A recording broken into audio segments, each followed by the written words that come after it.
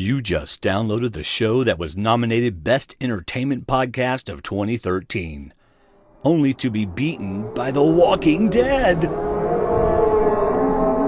Well, you can tell by the way I play this game, I am really smart, I put you to shame.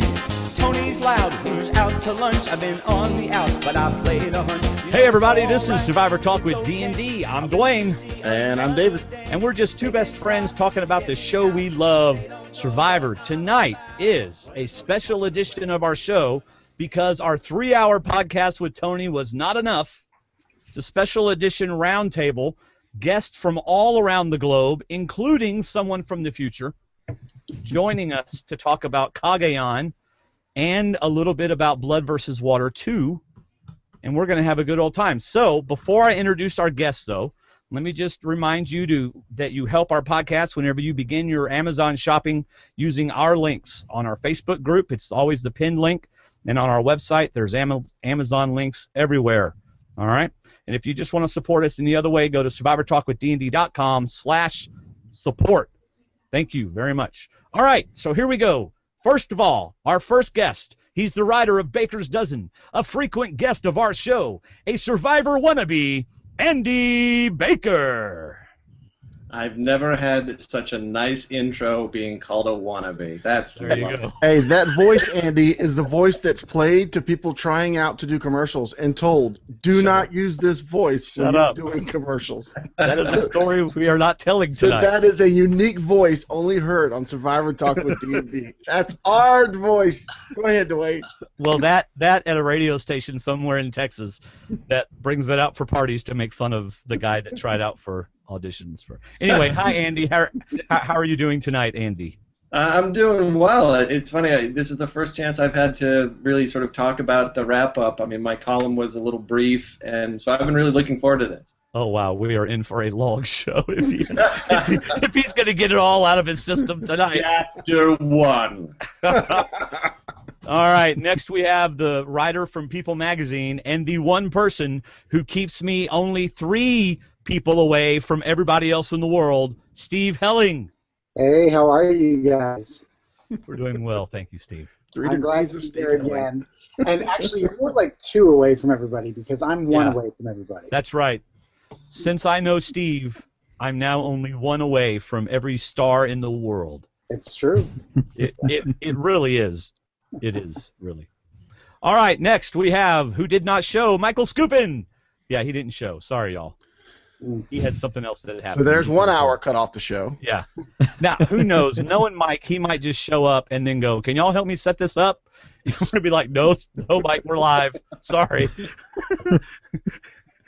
well, let me go Mike, find my headphones. To this, I'm sad that you're not on here because Scoop was texting me during the finale, and I'll fill you in on what he had to say when we get around to it. All right, he was texting me during the finale too, but I was actually in the finale. I just had to get that out there. Really? Place dropper.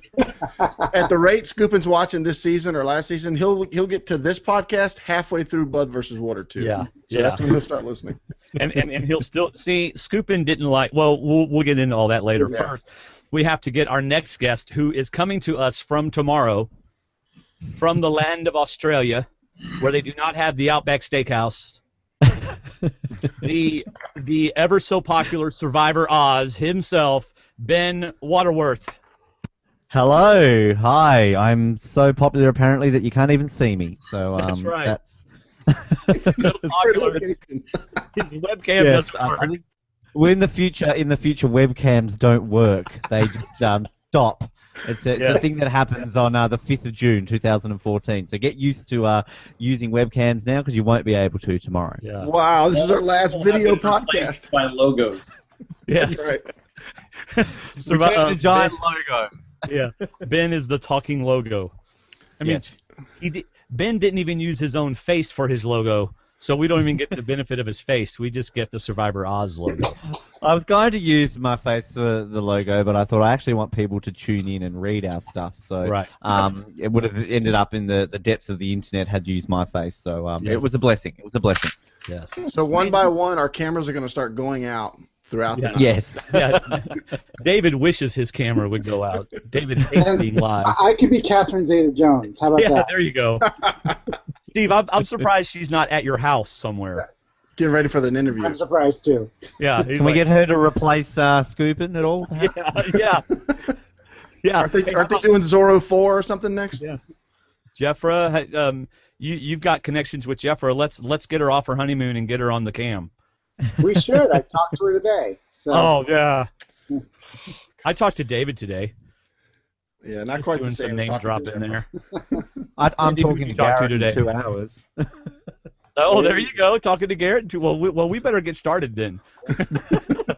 Yeah, that was our reminder from Australia. Get going. Yeah, come on, guys. Dudes. Quick, come on, hurry up. Come on, I got a show to do tomorrow. No, don't do that. There's my horrible accent. I'm not even I sure that sound was like Mark Australian. Burnett, apparently. That was British, wasn't it? Exactly. Yeah, it was. I don't quite sound like this. I want a cup of tea with you guys all of a sudden. There you go. The next Australian accent's going to sound Jamaican. Yes. Any Sometimes accent that I'll goes be doing- Jamaican's fun. Sometimes I go into accents and I end up being Asian or Jamaican or Spanish. All right. I always go Hey, French. if you haven't heard our most ever downloaded podcast, our last podcast, we interviewed Tony Vlachos. He told that we went through day 1 through day 39, including the finale and past. Spent over 3 hours with him. Excellent podcast. We hope you will listen to it. It is podcast number 167, right before this one. So go do that. And next week we have Cass. We're going to be talking to Cass. And looking forward to that. What do you guys have coming up? Steve, you got anything special coming up? Or you want to promote anything that just came out today? Today we did the, if we're talking Survivor related, today we did a story on Jeffra's wedding, and we had wedding pictures and so forth. Just follow me on Twitter, and you'll know exactly what I'm up to, Steve Helling, because sometimes it's Survivor related, sometimes it's other celebrities. Who knows? That's right. Or sometimes he's on court TV. That's true. I do a lot of TV, and so believe me, if I'm going to get into a screaming match with Nancy Grace, you'll know by following me on Twitter. There you go. We need a sound effect for every name that gets dropped, like something Yes. dropping into a bucket. Yes. We should do that. So Yes. that bucket will be full by the end of the night. Or every time he drops a name, Andy has to eat a donut. Maybe we'll go with that. There you go. Hey, Ben, now we can see Ben now. I Say was hello. about to say, you can see me now. I told you it would just pick up Yeah. at some point. The overlay isn't working for some reason. I will get Steve- that working. I'll No, get it Steve working. had that same problem. I don't know how you fixed it, Steve. You want to tell Ben how you fixed it? I have no idea. All right, well, great. Ben looks great when it's just his logo up there that we made for him. So, And Ben, it's what have you upside- got it's coming already up? away. We've actually this week we've started contacting all the Cagayan people, and we've also been doing some follow-ups and getting some very long overdue interviews. So I'm chatting to Garrett today. We've got Lindsay on the cast. We've got Cass. We've got David, Trish as well. We've got lined up. And the big thing, really, besides that, we've obviously got the Oscars going on at the moment, which people should go out and vote in. Yes. We're announcing them on Sunday night your time, Monday morning our time, and we've got a wide variety of guests lined up to appear live on that show. We've got former winners, we've got former first boots, we've got and everyone else in between. Wow. So, yeah, it's all happening in Survivor Ozland at the moment. That's right. If you want interviews, go to Survivor Oz. He's got them all. We don't have them all. He has them all. We don't. We don't have Dirk Bean, so we don't have them all Oh, yet. okay. Well, you have a lot of them. A lot of them. Seriously, if you want to go, if you're looking for a podcast that has a lot of interviews, Survivor Oz definitely has a lot of interviews. So go you therefore and find it. Andy has left us for a moment, not sure why, but he doesn't have anything else to write, so I guess. He just texted me. All right, what's going on? His internet cut out. He's trying to reconnect. Okay, cool. So Steve's got his proxy. All right. Blame my webcam. It took him out. Yeah. It took all the energy out of the world. It's All right, a from Australia. Go away, Andy. Yeah. Every time a camera comes up in Australia, a blogger goes away. That's right. Chaos theory just works. It's all Ben's fault. It's all Ben's fault, my friends. Hey, we only have Ben on the show to get more numbers. I don't know what you are. I'm just kidding. Really? It's the opposite. Come on, guys. No, I am so kidding. Of course, I'm so kidding. Hey, so let's get right to it. No, he's not. Anyway. Yes, I am. Is it safe to assume that we all agree this was a great season? Absolutely. 100%. I kept waiting for it. I kept waiting for it to fall apart, and it never did, and that's always a good sign. Right. Now, part of that, Steve, was because you said that Probst, that whenever you interviewed Probst preseason, before the season, before he was this before he actually went through the season? No, after he went through the season. He'd gone through the season. It was the first week of the season. He told me, "Oh, it's a pretty good season. I think people are going to like it." And so he was singing a totally different tune, the week of the finale, as he's talking about how fantastic it was. But the way he said it made me think that at some point it was going to fall apart, and I felt like, as we were watching the pre-merge and we were watching all these great characters just going down one by one, I thought, yeah, I know why he didn't like this. But, the bench was really deep this year. So. Yeah. So, Ben, what made the season so good for you? Was there any one thing, or? I think we've gotten so used to the fact that we'd had returning players that, we got so used to expecting how people play and sort of having people that we were aware of their gameplay and everything. So to come into a season where we had no idea about anyone, we had to speculate on, going back to the old days of speculating based off their pre-game interviews and what they said in their pre-game sort of answers. And it sort of kept us guessing, and we sort of had to keep reading these people. And, we had, I think we had great characters that, gelled well with each other. There were fights, there were, fun bits. Everything just seemed to work. And considering that we're, now 28th season, for that to happen still, I think was absolutely fantastic. And, it was an absolutely fantastic season. I almost got the feeling that CBS even surprised themselves this year.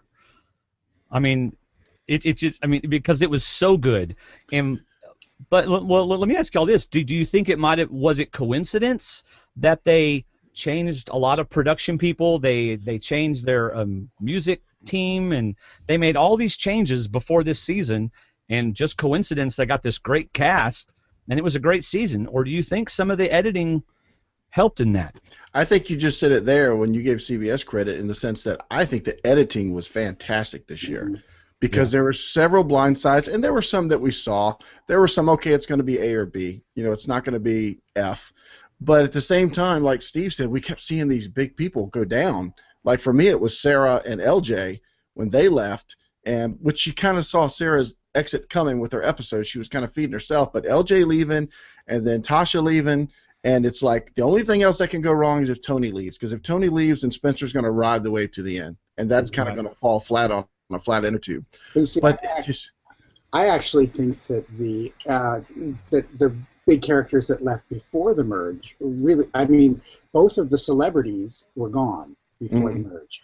Chatia was gone before the merge. Garrett would have been a good character. Every single person, if you look at everybody who went before the merge, maybe not including Alexis, maybe including her, they would have been big characters on another season. But they just went home too early. Right. Well, if Alexis had twerked on the island, she might have been more. Alexis would have been a good character. We just didn't see enough of her. She knew how to play the game more than the other two beauty girls, probably. Right. So. Yeah. Right.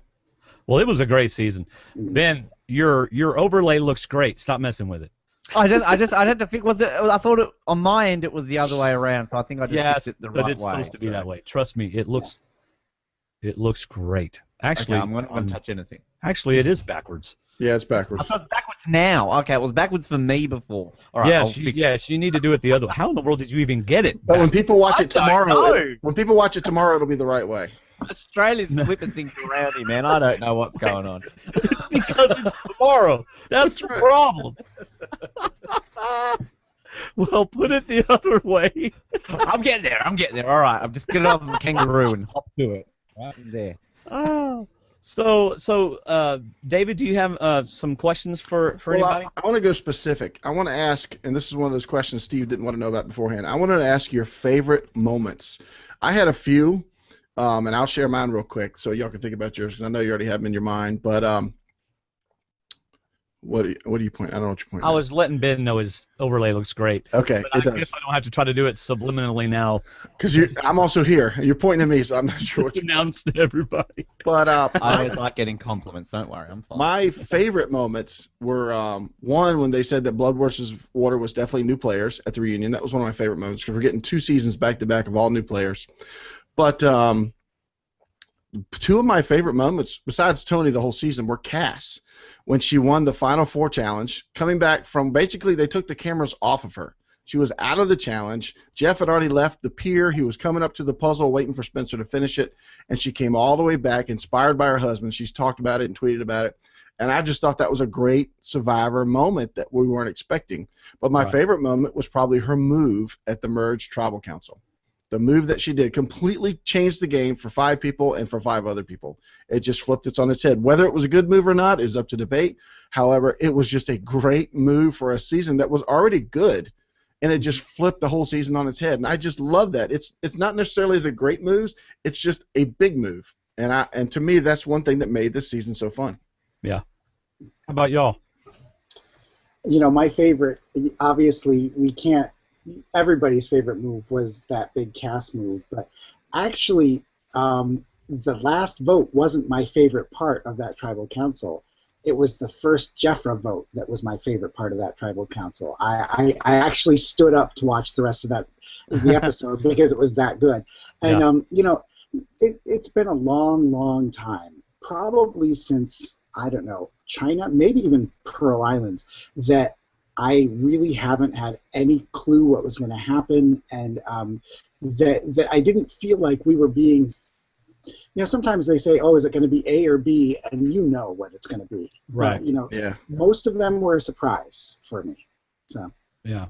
How about you, Ben? Favorite moment or favorite thing about the show? Well, I agree with what Steve was saying there, absolutely. There was so many moments this season that I found myself sort of clapping and you know, punching the air in excitement and even in shock. I mean, I remember the LJ vote. I mean, at that point, I think a lot of people had really said he's winning. You know, LJ was sort of in the box seat, and then he went. And I mean, you could sort of see it coming, but it was still a shock. And you know, when Cass flipped and sort of the reactions of the jury was great. I mean, it sounds like a sucky answer, but I mean the entire season really was a highlight. But going right back to the beginning, you know, you can't forget Jatia and the whole rice situation and Garrett sort of controlling that tribe. And I mean, still the fact that you have Jatia tipping out the rice and managed to survive that vote. You know, still just is amazing. And also sort of right at the end, the final tribal council, which wasn't the best final tribal council, but Trish's speech to Tony and sort of his reaction to how he answered that, and of course Spencer's speech, you know, basically, which, you know, you'd argue did that sway the jury to really vote for Tony. So, yeah, I mean, so many highlights, and I just want to make a special mention every time they panned up on Morgan in a challenge. So, yeah. That's right. I know. I just have to add that. Yeah. Awesome. Well, it's been a fun show. I'm sorry we got to. Bye. Welcome back, Andy. Hey, sorry about that. Andy, we were talking about what is your favorite moment, David's or moments. Yeah, or moments. David's. I don't remember David's. You don't remember what I say. Well, I'd say the Cass move and then Cass winning at Final Four. That was one of my favorite moments. So we had several favorite. Did you have a favorite moment of the season? Or favorite thing about the season? I'm sure it's already been claimed, but you know, that Sarah elimination tribal council really just sort of kicked off the post-merge game and made it completely unpredictable from that point on. Not that it was too predictable before that, but that just sort of sent the signal this is going to be a crazy season. Yeah. Going back to what you said, Ben, about Trish's final tribal speech, I was listening to another podcast called Survivor Top 10, which I really like. It's just two best friends talking about Survivor, although that's not their tagline because that's ours. But they're two guys talking about it. I was about to say, I've heard about that. Yeah. Well, they were saying how they felt like that, and I think someone else has even said it, maybe Probst, that is going to go down as one of the best, if not the best, final tribal question/speech ever. Mm-hmm. I think it epitomizes what we want to know. We want to know if everything you said, everything you swore, everything you did was worth the money. Because we're sitting back at home and I'm thinking, yeah. I mean, that's why I came to play and starved and hurt and got bugs in my stomach from drinking dead, salamander water. But that's why I did all this. I did this to win the money. And if you want to ask, that's kind of what we sit back and say, is it really worth it? Because we've seen people break down before, go up and down and stuff. But, I mean, yeah, that's what I'm asking at home. Was all this worth it? Is this what you wanted? And Tony's sitting there after 38 days and 23 hours and like, yeah, that's why I've been working as hard as I've been working to get to this point. So I agree. It was a great speech. He said that. And it was great that he owned it as well. Yes. He said yes, like, because you saw him thinking about it, like, either way, he's in a no-win situation technically, but the fact that he owned it and said yes, and I love it when people own up to their game and do it in a way that's not too arrogant and too cocky. And he just simply said yes. Trish sort of nodded, and that was it. Yep. Mm-hmm. So I think one of my favorite things about the season actually has to do with things I learned whenever I was during our Tony interview, and that is how Survivor allowed Tony to play his game. And there's two specific examples that he brought up that I liked. So one of them was the Spy Shack, and of course I wrote a song about it. But I love the fact, number one, that he did it, and number two, that production allowed him to do it without giving it away. Because one thing he told us was that he would sit in there for 3 hours, and we have no footage of that because the production would allow him to do that and wouldn't give him away. So I like that. I also like the fact that they allowed him to do his con about the idols. They didn't jump in once they realized he was trying to play a con on the rest of the tribe. They didn't ruin that con for him. They allowed him to play that game. So it's kind of a behind-the-scenes thing that you notice afterwards, but that just really is cool to me. I'm glad CBS let him play his game and didn't give it away. It's kind of like whenever Abby Maria had that special thing that was going to help her, and she acted like it was an immunity idol or a clue, and Probst didn't give that away either. It's just something that I liked about the game.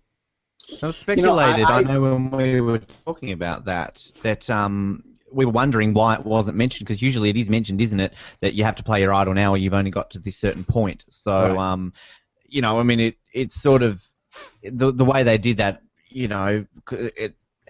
some would argue it helped Tony, but I think sort of on the point that I think you're trying to make is that it's great TV and it's great sort of gameplay to be able to witness sort of whether or not they will fall for his play and just sort of keep going with it. What's interesting is that, Tony talked about in that interview that you did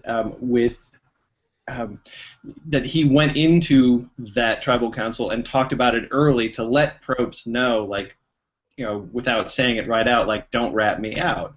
He went in there with that plan, knowing that that's what normally happens, and tried to make it be known, I have this idol and I'm going to switch it up now, so that Probst wouldn't sell him out. But I think the big lesson for any future players is that from now on, ask.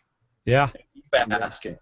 Yeah. Because I guarantee you, if one of the other players had asked Probst would have been obligated to tell them. Wouldn't you think? It depends on who. I don't know how to say this nicely, because I love Tony. I really do. I was texting him today. He's great and everything. However, do you honestly think if Trish had a spy shack, that they would have given her the amount of space?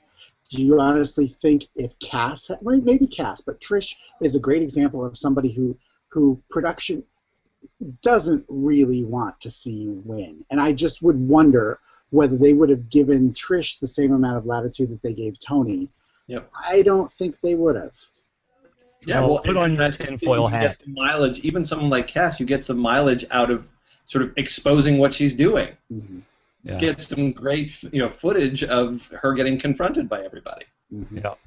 So I'm just saying, and that's not to take anything away from anybody. It's just a knowledge that yes, the playing field, you have to use what you've got to your advantage, and Tony did a very, very good job of doing that. And one of the things he had to his advantage was he was a big, interesting character, so they wanted to keep him around. So my advice to anybody who's playing the game is play the game hard, but also be as big as you can be.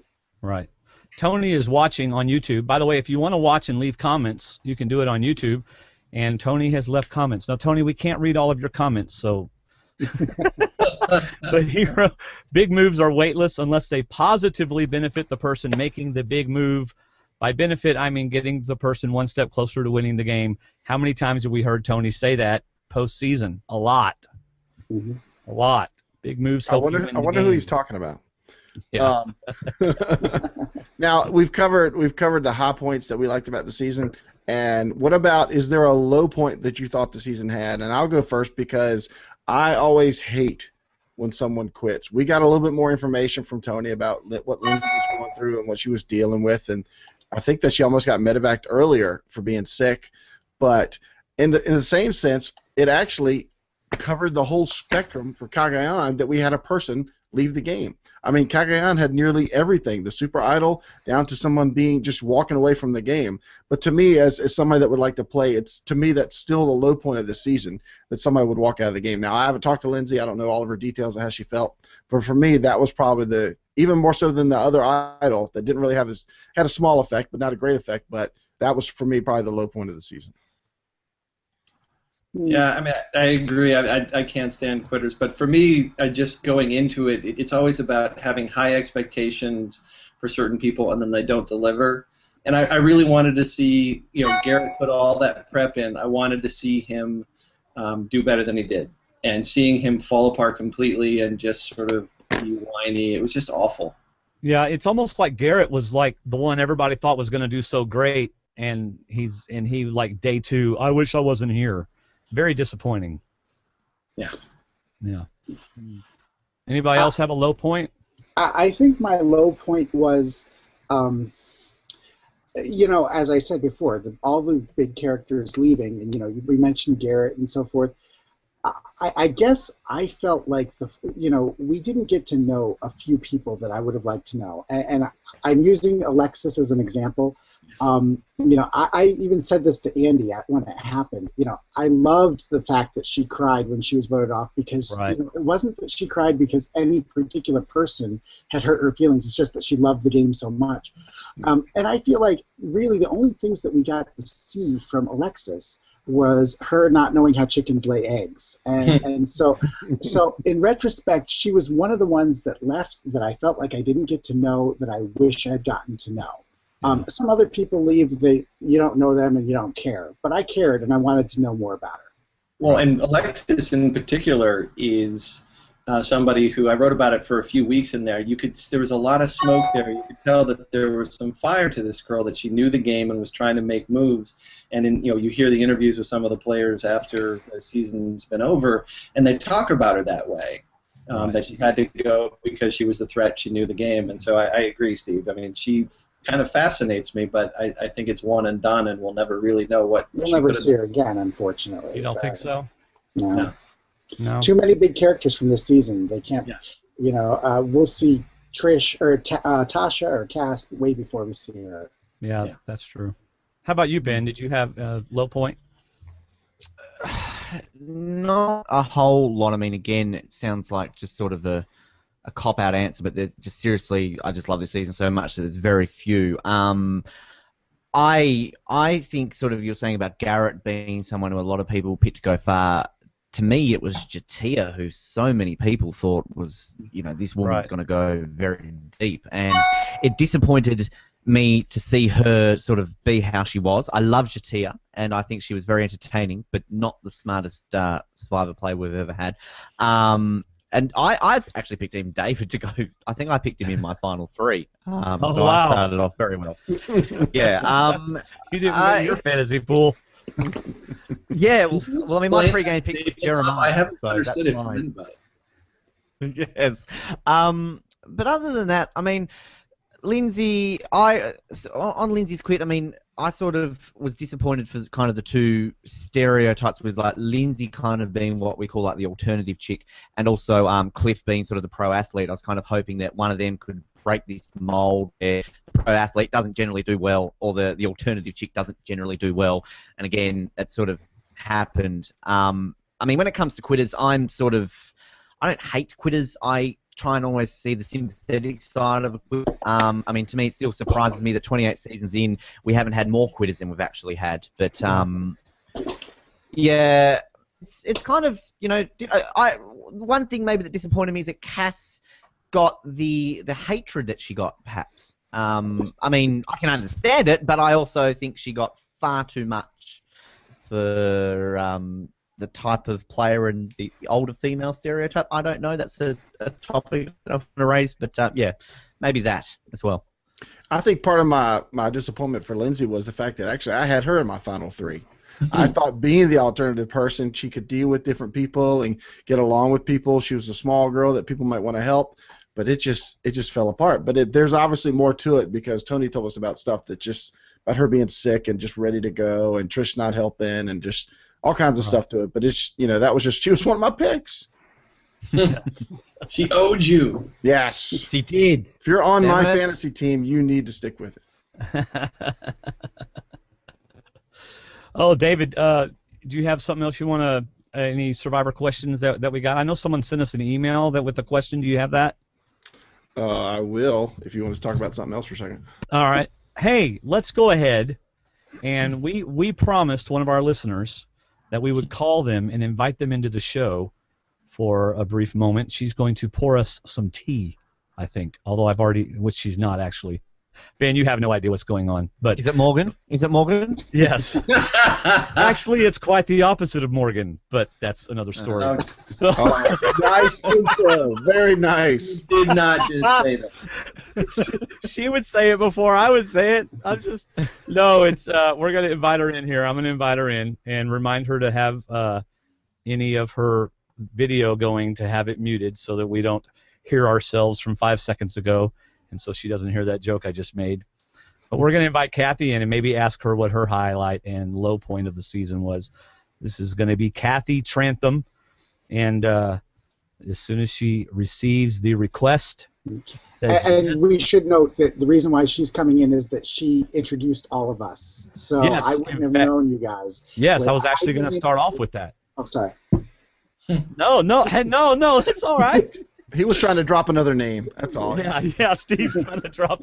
Yeah, he's going to drop Kathy's name. I met her at the Philippines reunion, so I was just. Yes. As so did Kathy, I. I was there for that one. You will want to unmute yourself, although I may be able to unmute you. I don't know. Nope, I cannot. You're going to have to unmute yourself. Wait, maybe I can. Hello. Nope, you're going to have to unmute yourself, Kathy. But this is Kathy, and she is the lady who introduced me to Steve and introduced me to Andy. Now, Steve and Andy, did she introduce y'all to each other too? No, Andy and I met backstage at Philippines, and then Kathy was hanging out with Mike Scoopin, and I don't know, just all all worked out. So. All right. Well, we're trying to get Kathy to unmute her microphone. She's there twice. Yeah. So. Yeah. Now we have double Kathy. There she is. Hello, Kathy. Hey, how are you guys? Doing great. It worked. I'm so excited. It does. So this is Kathy. Kathy introduced David and myself to Andy and Steve. We would not have known these two wonderful guys had it not been for her. Kathy, Kathy, have you ever met Ben? Survivor no, House? I have not. I have not. So nice to meet you. I love your accent. Yeah. Thank you. I love yours too. No, you probably don't. So that's okay. You're lying. I'm not lying. Hey, what happened to Scoopin? Well, Scoopin couldn't make it. We're not really sure why. But He's out back making fire. I'll text him and ask. yeah. I tried. So I don't know. But you might get a female. I mean, it's nice that you let a female finally, be a part of you. Well, this is a all men's club, so you're lucky. But you know what? My husband just what? No. This no. All right, we need Kathy. to She change wonders this. why. We need We to don't change this. Hey, my husband just came in and said he's watching it. And he said he couldn't hear me. Oh. So Well, now we I don't know what that means. No, we But can. I did. You can hear me. I know you can hear me because we're conversing. But where are you now? All right. So we're going to ask you two questions. What made No, this season so good for you? What? Oh, you guys did. So yeah, you're not supposed to ask me questions like that. I'm just supposed to give you snarky remarks. So just Well, But I that's- have here. I can don't think I can he save like this this. bit here. So let me just ask you, Kathy. You hate it's it. with a K. It's with a K. Anyway, go ahead. You hate it when the women of a certain age are kicked off earlier, and the oldest three women made it to the final six this season. Did that finally make you happy? And do you feel like if you had been on the season, you could have done that? Me? No, I probably would have been the first casualty on Survivor. But if I hadn't have died, then probably I could have made it that far. So, to their loss. For many reasons. Have you ever applied for the show, Kathy? Have I ever applied for it? Yeah. A few times. All right. Andy, you were going to ask her something. Oh no, I was just gonna say that that this whole the older women don't don't do well on the show if we're talking about this little renaissance since Philippines, every single season there have been older players, older women getting to the end or darn near close to it. Mm-hmm. So it's a myth. Well, I It think wasn't beforehand. Well, I don't know. I think they just don't want a mom to get far. I don't know. We have it's okay. Keep going. Keep going. I think Denise would jump through the screen and throttle you. yes. And Dawn and Sherry and Lisa and Holly. So, well, you guys, I thought about bringing some cookies, but I just didn't think it would work out. That's okay. Virtually. So. Yeah. So did you have a low point in the season, Kathy? Did you have a spot in the season that you were like, ugh? You're not. I told you you're not supposed to ask me these kind of questions. That's why This is a podcast. We talk That back is and why forth. I'm That's the representing. point of a podcast. I know, but I am representing the average player who does not have a memory like some of you. So you talk, and then I'll just jump in. So No, you're fine. you asked to be on for like 5 or 10 minutes. I know. I and just you're wanted on. to say hi.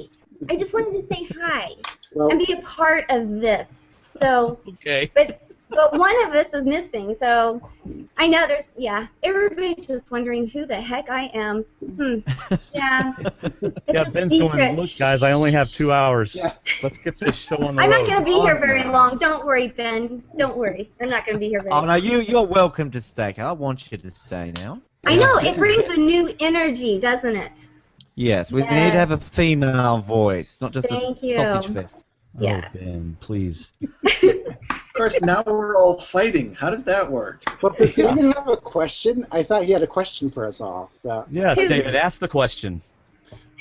Oh, let me pull it back up now. I What? got them all flustered. I'm not used to the female voice, so I I know. had to deal with it. It keeps Because interrupting. it just keeps going.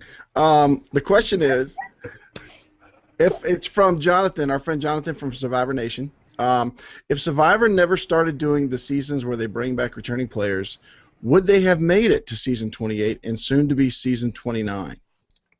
That's the first question, so answer that one. no, I don't think they would have. I think that the All-Star seasons, I think fans versus favorites. I do think that as much as I hate having returning players, I do think it adds a different freshness. There are people that you want to see again, and I think that For better or for worse, the casuals out there, yes, they do like Boston Rob. They do like Amanda, whatever. They do like these people, and so it does help the ratings to bring them back. Yeah, I like Amanda's accent. Yeah. You just did. So all people who like Boston Rob are the casuals? Is that what you meant? No. Because I like Boston Rob. Well, I'm saying, you draw your own conclusions, but what I would say is that generally there are people that you want to see come back, and there are people from this season that, yes, I would love to see certain people from this season play again. Right. Yeah. Well, for me, it's almost to the point where I don't want to see Boston Rob come back again. Mm-hmm. But as you watch a season, we always start asking, okay, who do we want to see come back? Who do we want to come see back? So it's almost become part of the game, wondering who's going to come back and how they'll do on their second time. Right. Well, I like that All-Stars and Heroes versus Villains were spread out because to me they felt like reboots almost of a really good show, and they just kept things going. And as good as Micronesia was, I'm not a fan of splitting the season between returning players and new players. I just don't like it. Yeah. I like the Philippines twist. I did like that, but I just don't like half and half. But I thought they really spread out All-Stars and Heroes and Villains well because it's like starting a franchise over. It just brings back people that's going to get us watching again and get us excited about who else is going to be new and come back like these guys that we just saw again. Right. Yeah, I mean, they've been feeling their way for so long, that I'm not saying they're going to be on for another 30 seasons, but if they could figure out a cycle that works, and I know Blood vs. Water, this second shot at it, is another way to keep testing the format and see if they want to keep dipping into that because it's different strategically. But I'm with David in that the half and half seasons, and when people talk about this little renaissance, I mean, you have Philippines, which I thought was great, Cagayan, which I think is brilliant, but in between you have 2 half and half seasons, which I think were sort of overstating their importance just because they're bookended by greatness. Right. They're good, but they are by definition they're unfair. Oh, absolutely. Pitting new players versus returning players is not fair to the new players. It's just not. So, Ben, are we still talking about Survivor without returning players?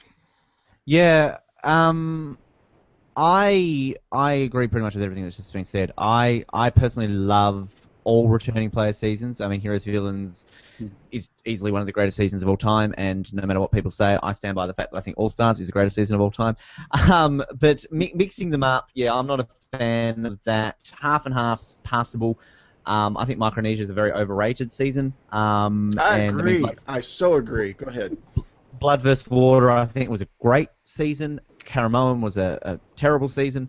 And sort of when you have the 3 returning players, 2 returning players, I mean, you look at the history, every single time we've had that, just a couple of returning players, you always have one of those returning players makes it to the end or wins, which goes to show, I mean, the advantages and everything along those lines.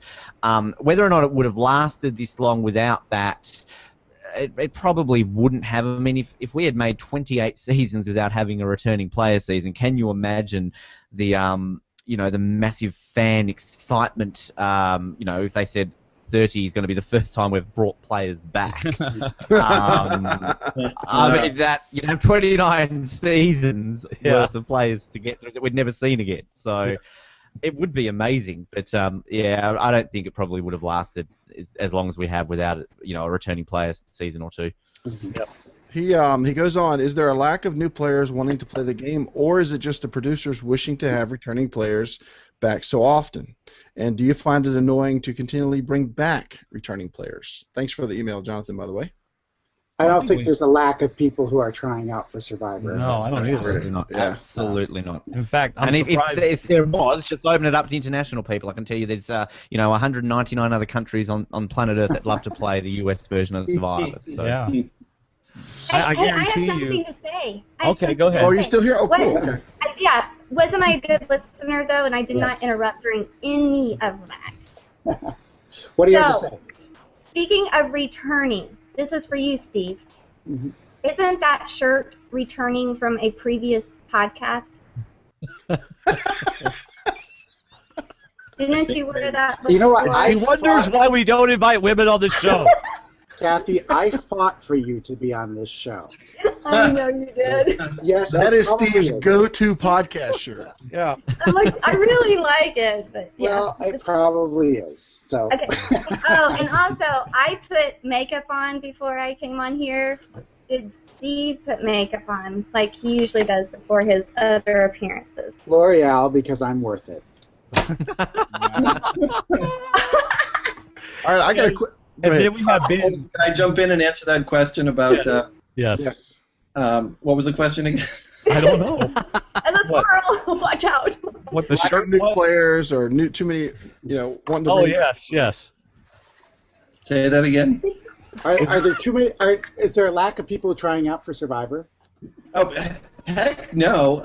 But I think you're talking with the innate insecurity of the entertainment industry kicks into gear here, where they want themes, they want things they can count on. When they cast a season, they run through the permutations as to where things will go. That's why they love seasons like Micronesia or Fans First Favorites, because the first half you can shoot down all the cannon fodder and then get down to business in the second half with the returning players having some pawns to play with. Right. And I think it comes down to they like their themes. They like, who knows what we're going to be staring at over the next 4 seasons, where it's like they're thinking about actively, like, what are interesting ways we can use returning players. Right. And I mean that's what because they worry about all I mean we all think that this season was brilliant, and Probst went into those interviews at the knowing how great the season was, and yet he was downplaying it because they were worried all of their big characters didn't get deep into the game. Mm-hmm. It was a great game, but even he, knowing how it played out, was still worried whether or not we would like it. Of course we're going to like it, but they have their plans because they think they know better, and they're insecure about it. Hey, was it fully edited by the time he made that interview? I mean, I guess Absolutely, they were. Oh, yeah. Yeah. So he would have seen it. He would have seen the whole season. He would have seen. I do know that they sometimes finish up the season as the beginning is airing, but this one was filmed so long ago. This wasn't, so I believe that it was all complete. He certainly knew, obviously, how everything went down, who left when, and what order they went in, and he knew, he'll lie and say he doesn't know, but he knew that Tony had beaten Wu, and he knew it was 8-1, and he knew that a big character and a big player, and might I add, the first bald guy to ever win. I'm just pointing that out. They knew that he knew that, so I think that he was underselling it, maybe because he had oversold Karamoan so much and got a lot of backlash. So. I'm just wondering if he was worried that it was going to come across as a dominated edit for Tony. If he thought it was going to be too obvious through the season that we were going to pick it up that it was just going to be Tony at the end, because it really wasn't. I thought editing did a really good job of making us think he was not going to make it. I agree.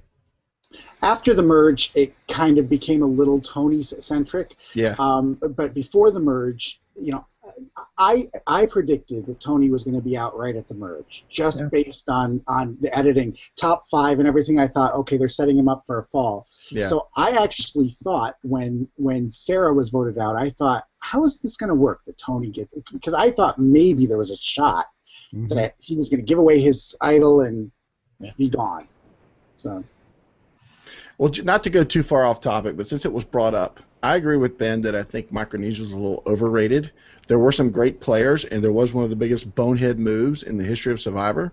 What do you guys think about Micronesia? And Ben, if you want to elaborate why you think what you do about Micronesia, I'd like to hear it. I know we're not going to cover every season, but I just wanted to ask this question since we talked about it. Well, I mean, I don't dislike Micronesia. I we just did our sort of rankings for our Oscars, and it kind of, I find it's really easy to sort of rank your favorite 10, your bottom 5 or 6 or 7, and then you've kind of got a group of middle seasons that you're neither here nor there about. You think they're good, you can watch it, but you don't think they're brilliant. And I kind of think Micronesia falls into that category.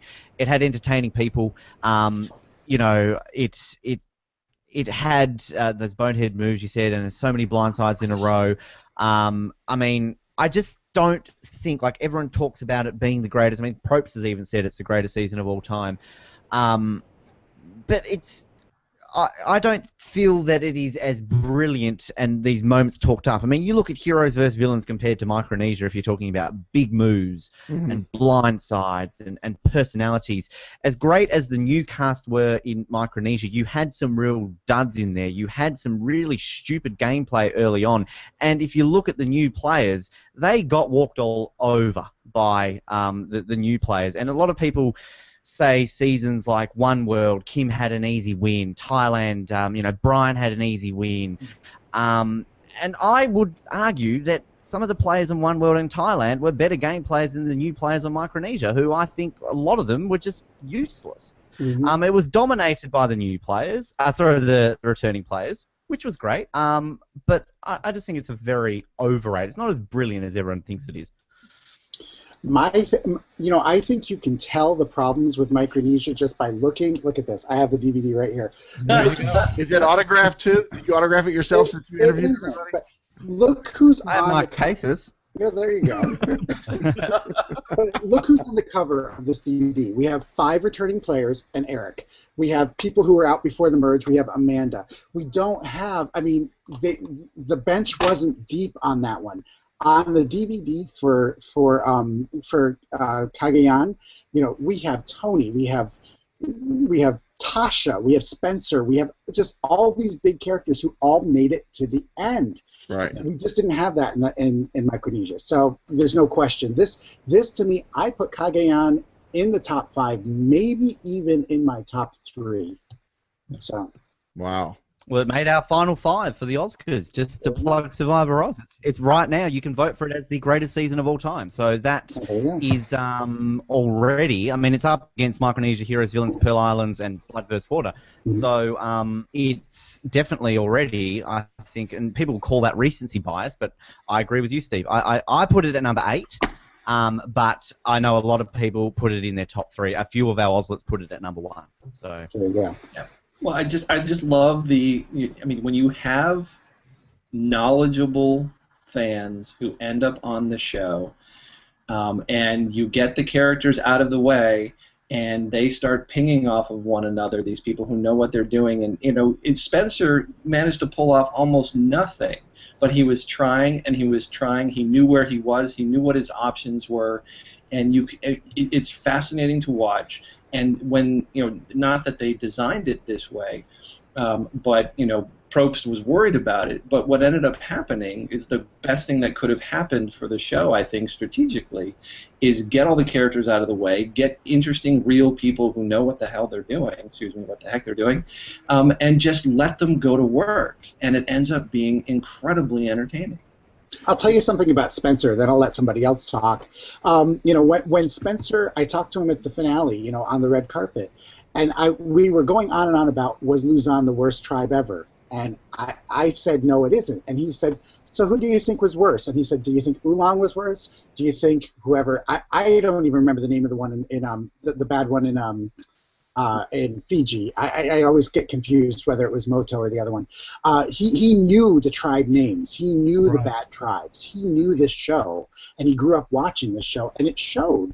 And there were so many of them that could rattle off as much Survivor knowledge Cass can. I think Tasha can. To some level, Tony can. And imagine that. Get people who love the show, who've never played it before, put them together and see what happens. Yeah, absolutely. Yeah, I think that was one of my favorite things about Cagayan. Sorry, Dwayne. Let me just last point. Was that Tony kind of came full circle, and his craziness at the beginning, his dedication and fire in the middle, and at the end, it wasn't him necessarily that got to the end, as it was Wu got in there. However, it was Tony's relationship. It was his personal relationship with Wu that got him to the end. So it's like he had to play almost every facet of Survivor to get to the end of Survivor, but I thought he did it as best as possible. To me, that was the best part of this season, and it's probably going to be one of my top 5s, and not just because we know the guy, but he is so much fun to watch, and that's what we want to see in Survivor. Right. Well, and one of my many pet theories, and I'll make it this brief, that one of the things that people say about Kim Spradlin and Brian Heidik, the fact that they played from ahead the entire time and controlled their games, I think we actually got to see Tony play all 3 phases. At the beginning of the game, he was down, like he was at the bottom of Brawn, he was on the outs. He had to fight his way back from that, managed to do it. He played the game when everything was hanging in the balance, when the numbers were pretty equal, and late in the game he was playing from ahead, but then right at the end he was playing from way behind. There's no way he should have made it to that final two. And so we got to see the full spectrum of Tony. Yeah. And that's pretty fascinating. I don't think you can argue that Tony is not a good winner. Tony earned this win. Asterisk. Oh What? my gosh. Asterisk. Okay, where's the asterisk? So does Kim get asterisks for some of the people she played with? Because I like Kim, and I thought she was a very dominating and convincing winner. But I hate that when people use that as an excuse. I suppose I can't talk because I use that as an excuse against Boston Rob, but that's a massive asterisk. It's his fourth time, folks. oh Come my on. gosh. But, Oh my God. Brian and Kim, to use the excuse they played against nobody, does that not show an aspect of their game which makes them brilliant? Because maybe they've made people seem like they're not playing because people are so in awe of how they're controlling people. Absolutely. If you know what I mean. Mhm. Is that almost a strategy in itself that they're making people look average because they're so good? Yeah. Exactly. Yeah. Brian and Kim, I don't put an asterisk next to either one of them. They're both great. They controlled the game, and I say that even thinking that some of the One World players are some of the dumbest players we've ever seen. But she controlled the game beautifully. But no, I mean my whole Tony asterisk thing is about the we've already talked about this, but the whole superpowered idol and him finding it and the way that he found it. And I know he talked about that in your interview with him, and he answered the questions well. I still don't fully buy it, but really the big part of the asterisk is that yes, his relationship with Wu got him to the end, but it still involved a catastrophic, Mount Rushmore of Survivor stupid moment from Wu to not take him, or to take him over Kaz. And that, to me, lessens it just the tiniest bit. He's still a worthy winner, a great winner, top-tier winner. He's not Kim Spradlin, and he's not Brian Heiden. Well, I'll counter that asterisk with the fact that Spencer should have asked. Spencer's a smart enough fan. He should have asked Probst at some point. I'd love to know if he did, but he should have asked if he knew that much. Yeah, I don't think the Tyler Perry idol had any effect on the game like it was supposed to, except the fact that he bluffed it. He could have bluffed any idol, whether it was a Tony Perry idol or whatever, Tyler Perry idol or not. It's now the Tony Perry idol. Yeah, whatever. It wasn't the Tyler Perry idol's power that got him to the end. It was how he used the bluffs of the idol. Well, it wasn't like Yule, where Yule people say Yule had the super idol. Go ahead, Ben. What? Yeah. I was just going to say that people say with Yule's win that he had this idol which basically had the same powers as Tony's, that no one voted him out because of that, or Terry sort of had that going for him a while on Panama. So yeah, but they didn't know Tony's idol's power. Yeah, that's just an sort idol. of, yeah. I will say that Tony, and I see what Andy's saying, and I actually agree with certain parts of it. I think, in fact, I agree with a lot of it.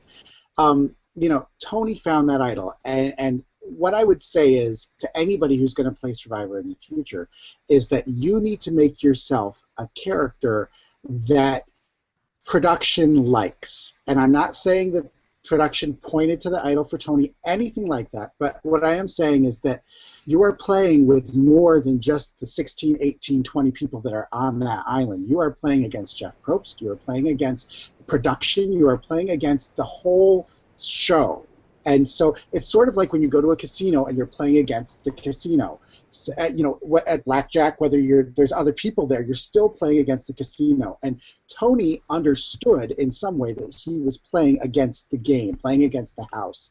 And the house helped him out, maybe imperceptibly, but they did because of the way he was playing.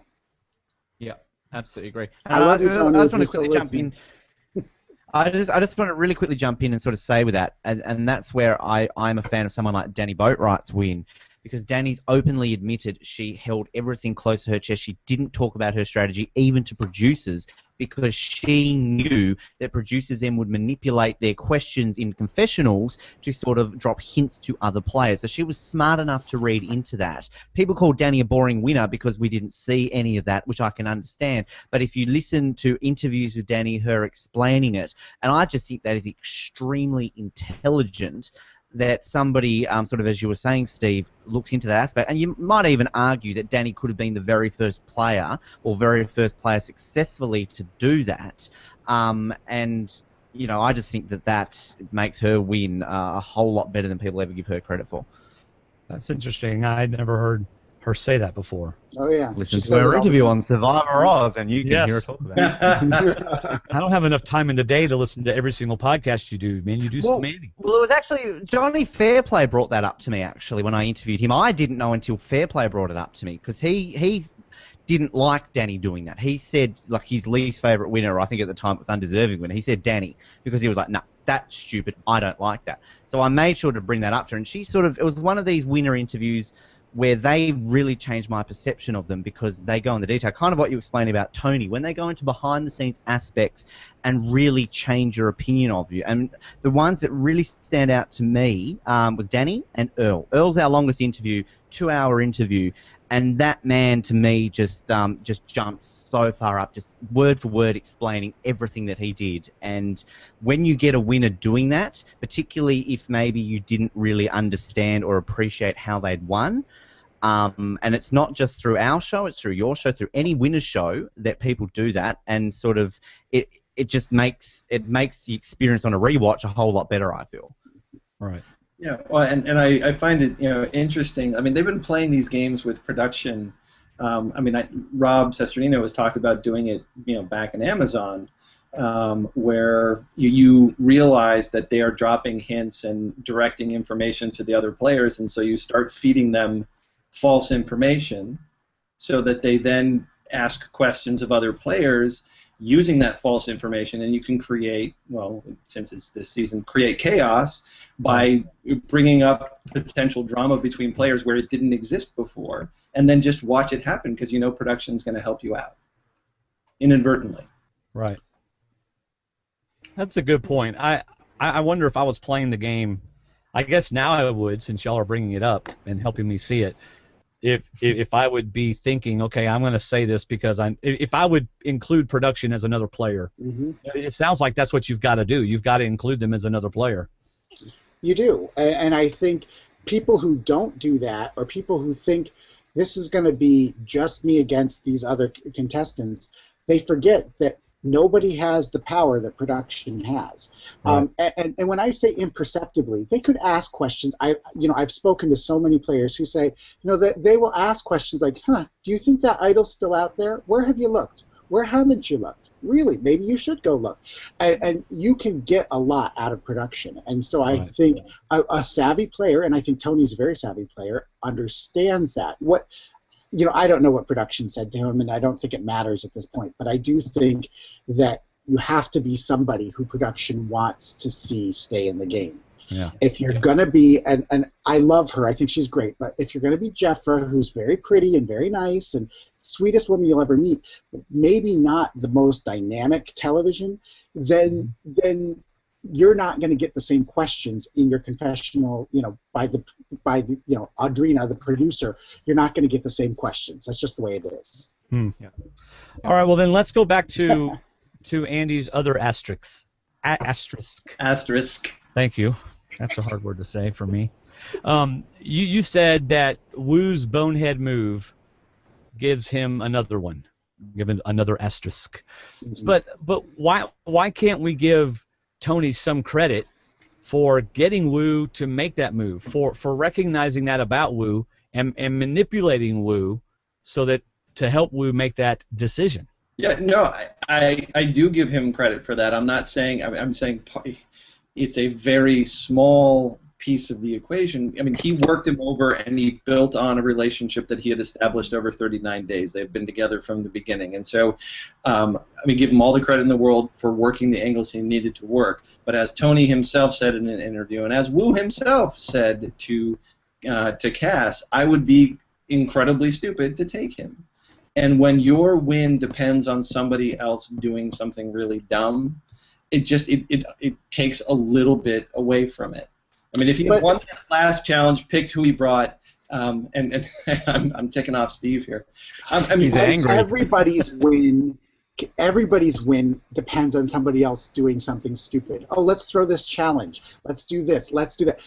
People make dumb moves, and you have to react to them. And also, yes, it was a colossally stupid move to vote off Cass. But the bottom line is, if you can convince somebody to do something that is against their best interest, that counts for something. And both Tony and Wu did say that Tony kind of played the loyalty card with him and got him to make a move, helped facilitate a move that was against Wu's best interest. And so I don't think you can take that away from Tony. I'm just one little piece of counter, and contradictory things can be true. I believe everything that you just said. The piece of it where it is one decision that wins you $1 million. When you throw a challenge or make a decision pre-merge, just after the merge, there's so many permutations you don't know how that's going to play out.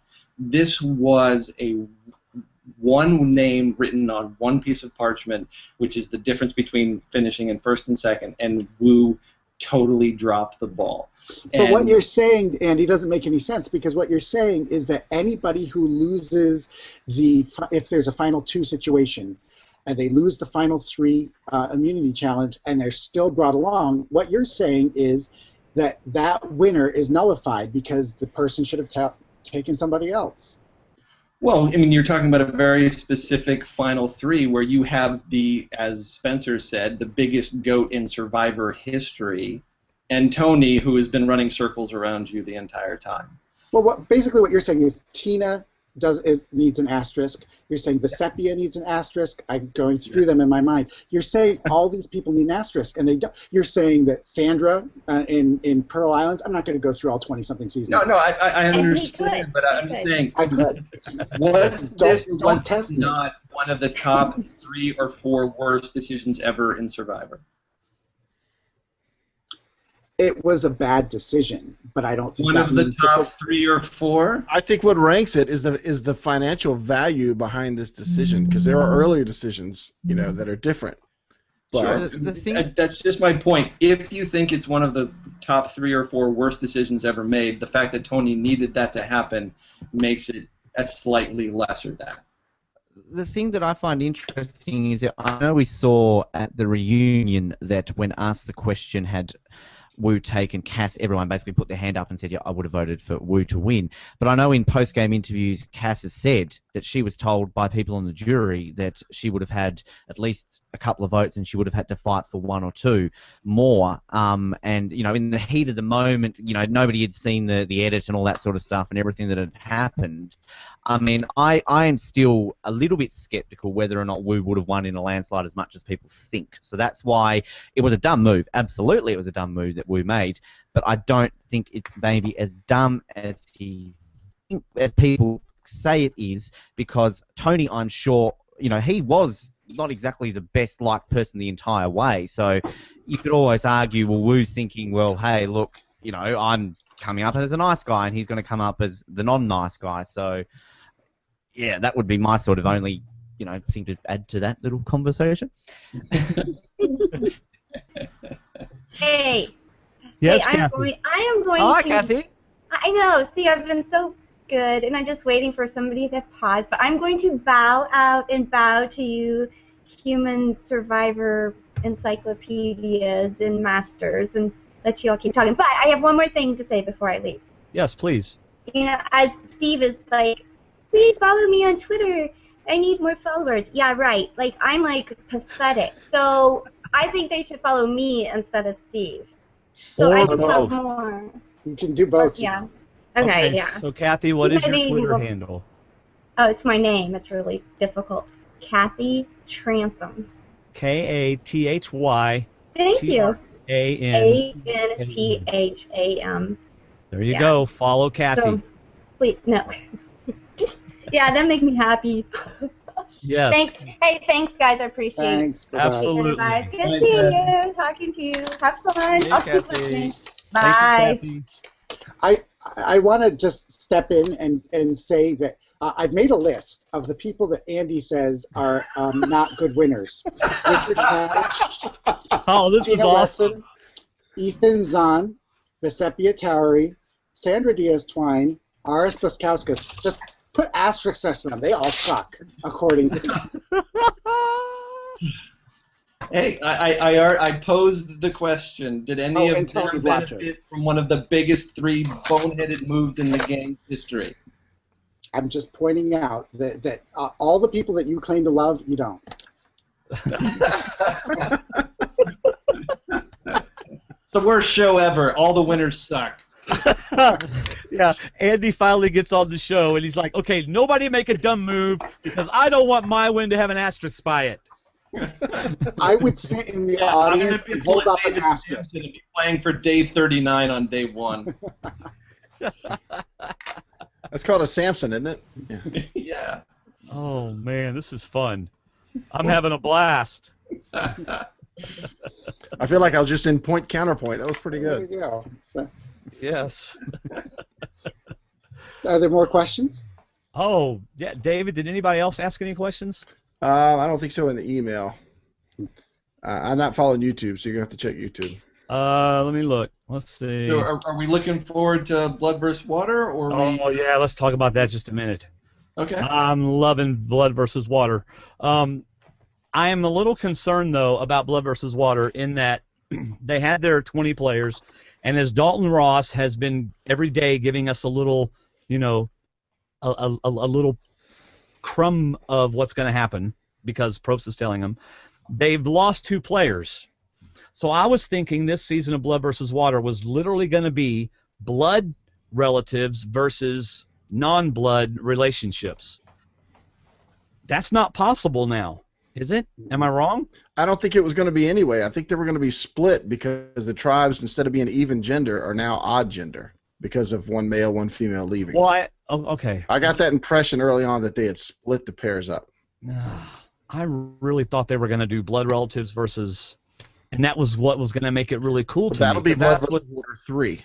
Well, maybe so, but I'm just saying because even Colton told us that that's what their original plan was for Blood versus Water. Right, until they lost a specific pair. Some still argue that though. Like Colton said the same to us, but I've had others from Blood vs. Water who don't believe that was the case. So Oh, really? I don't know. Like Steve, you probably would have spoken to Probst about this and other people more. I mean, what? I think that players before the first Blood versus Water were told certain things that ended up not being true. So they think that, oh yes, it was always going to be these 5 blood teams and those 5 water teams. I don't believe, based on talking with Jeff Probst, talking with other people, I have sorts. I got people.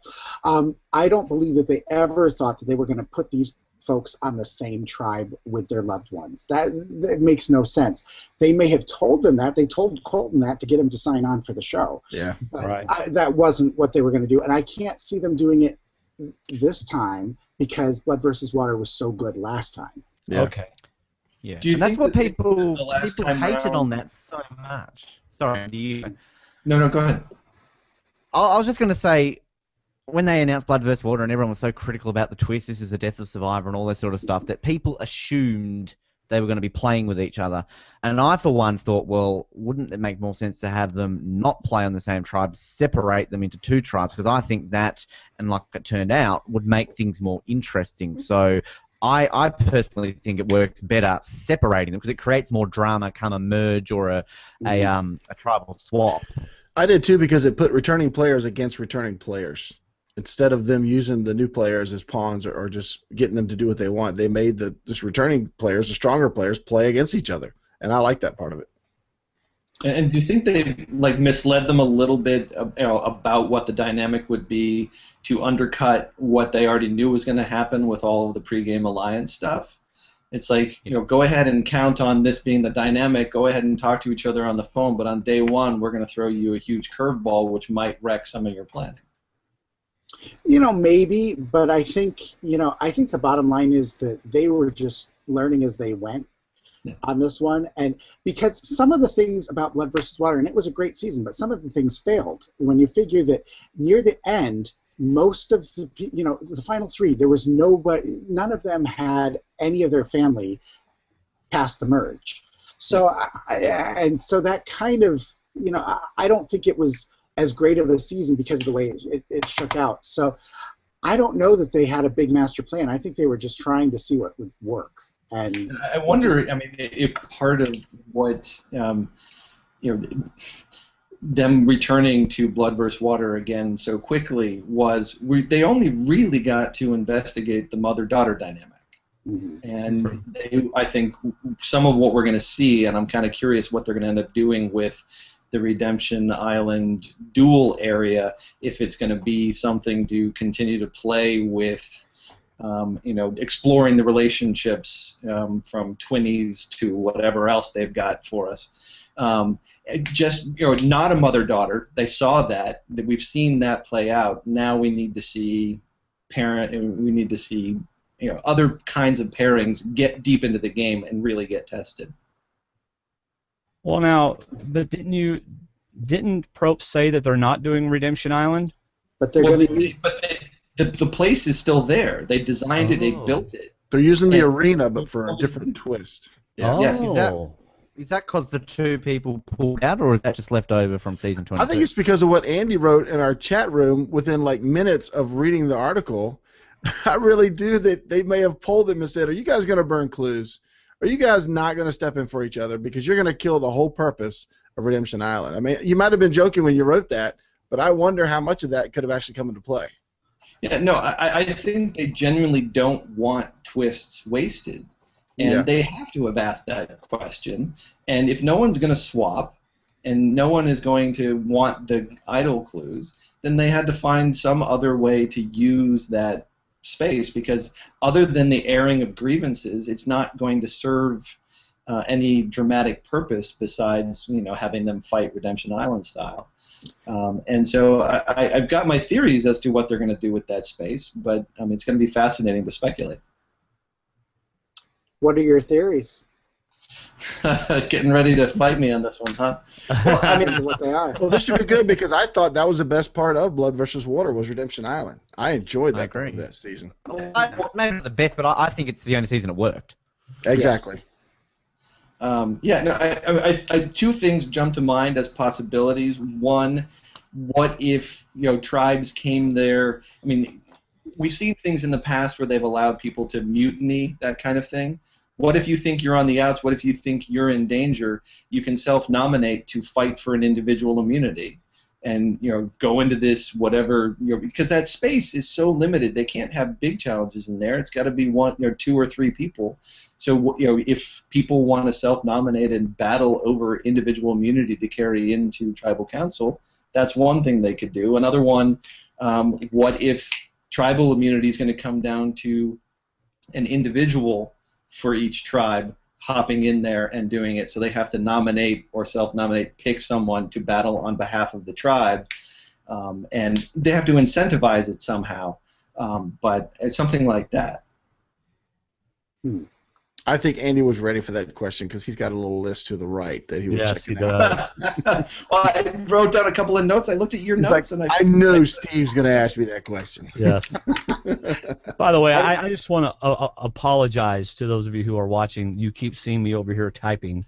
I've been trying to convince Tony to come on and surprise y'all, but he's already in bed. Please do. But he's not going to. But boy, did he have a lot to say during y'all's little rant. Am I allowed to? Can I ask? I want to ask a question to Steve. Yes. And I also want to quickly ask a question if Tony's really watching this as well. Steve, first, why aren't you out there in Nicaragua right now doing this pre-media stuff? You should be out there doing all this sort of pre-game stuff. Yeah, why aren't you on the dream team? Yeah, come on, Steve. Don't people pay you enough? They might have put you on this show to replace the person who left. Yeah. Along with poverty. I cannot answer that question. Oh. Okay. You going to drop a name too? Yeah. What's that? Mark Burnett or anything? You going to throw another name on there? I cannot answer that question. Andy knows the answer. I do indeed. Andy, can you answer the question? Oh, I know the answer.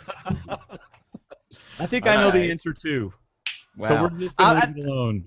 I just want to say, I hate doing this because people do it on my show and it annoys me. Sorry, it annoys me. That's PG, all right. man. PG. Tony, come on, Survivor Oz. Reply to my message. I just want to say that. Yes. Tony, go on Survivor Oz. I'm feeling the thunder. I'm feeling the thunder. I'm assuming that Tony is still listening, and I hope he is. I have all the love in the world for the guy. He's a completely worthy winner. So do I. I came on to. That's not what you said before. Yeah. I know. Tony asterisk Vlachos. Yeah. Hey, I said both things in my column: asterisk and worthy winner. Yes. I mean, okay. This is what Tony has to say. Hey, well, first of all, he wants us to get back to Cagayan. Well, Tony, we got other stuff to talk about too. But he says, TP Idle Twist got wasted, LOL, by letting me find it, LMAO. In other words, it wasn't wasted by letting me find it. I really feel the urge to do my Tony impersonation now that I know he's watching, because everyone hates my Tony impersonation. Well, I'm a police officer, Tony. Hello. It's terrible. Like I just can't. Your Australian accent. That's something more like Kermit the my Frog. Tony impersonation. It's the nicest thing somebody said about it. It usually goes Jamaican or it went China. No, Indian. It usually goes Indian Tony. So oh hello, I'm Tony. No, it doesn't work. Llama. I talk llama to you. Oh goodness. Oh man. By the way, Gordimer, who's watching on YouTube, says the conversation is getting way off track. I thought this was supposed to be a roundtable discussion on Cagayan. Well, it is, Gordimer. but it's also about, we also said we were going to be talking about Blood versus Water as well, so we can talk about both.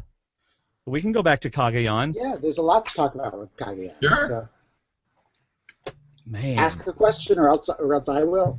Yeah, Gordimer, ask us a question. Ask us a question, Gordimer, and we will answer it. It's Gordimer. Can I pose a question? Yeah, Yes, Ben, can I please pose a do. question?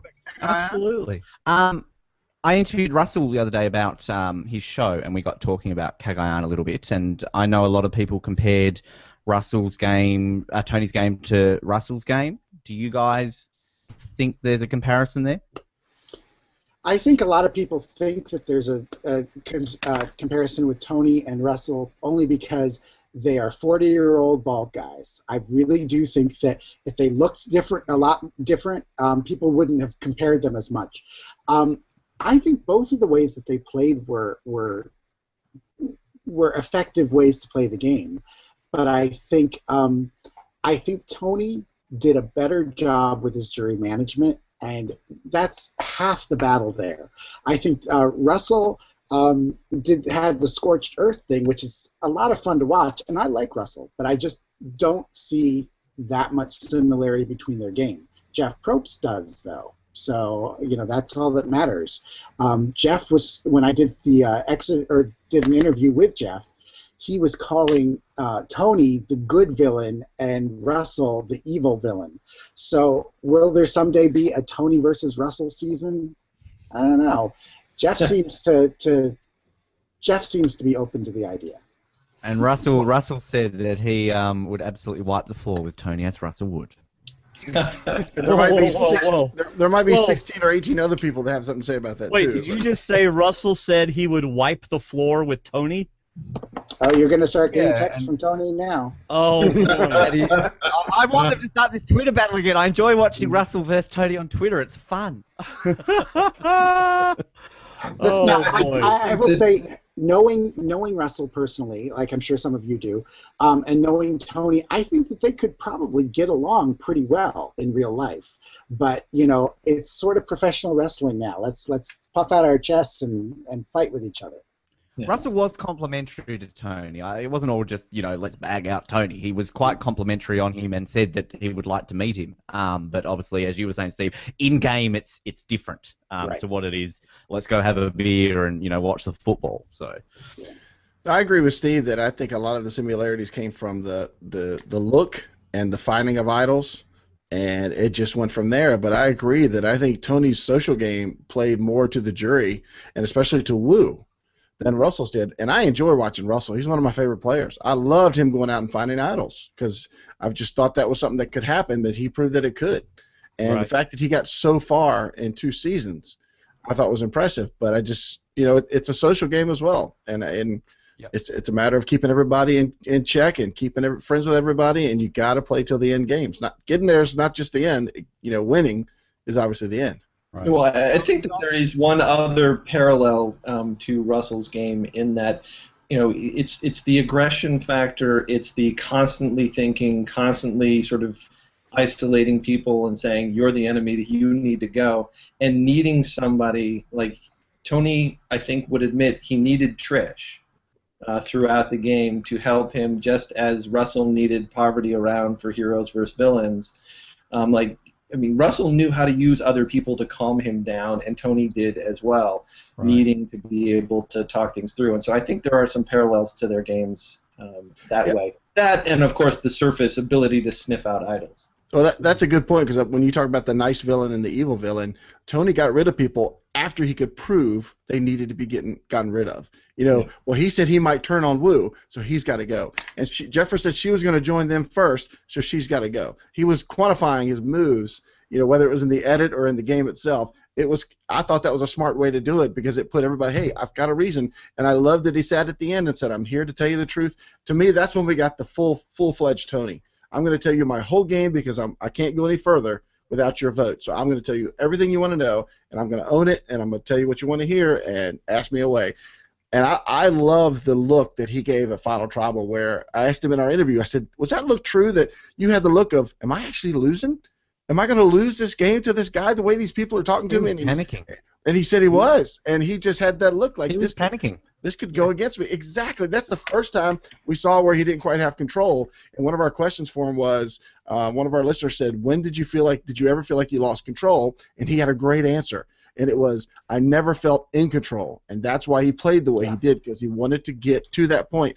But once he felt in control, he got to that LJ moment where he felt comfortable, and then he was gone. So he knew he could never be in control.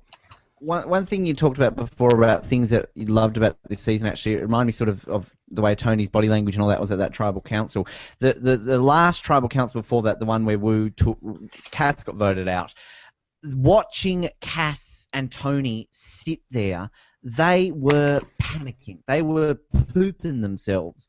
I'll be G-rated. And that, to me, just not only does it show how much they wanted it, it shows the passion that they each had for Survivor. And I mean, it's been a long time since we had that situation where one person brought someone to the end. We had a final 2. But, I mean, I don't know if there's ever been that case where you've had 2 players in Cass and Tony who wanted to get to the end so much. This meant so much to them to make it to the end and have a crack at winning this game. And I loved the tenseness of that tribal. And then you got Wu just like, hey man, I don't care. I'm just here, whatever. Can I change the subject? Can we call for the vote? I'm like, that's not changing the subject. That's just furthering the conversation. Yeah. I will say that Tony almost... The time where Tony really almost lost this game was actually much earlier than anybody thinks.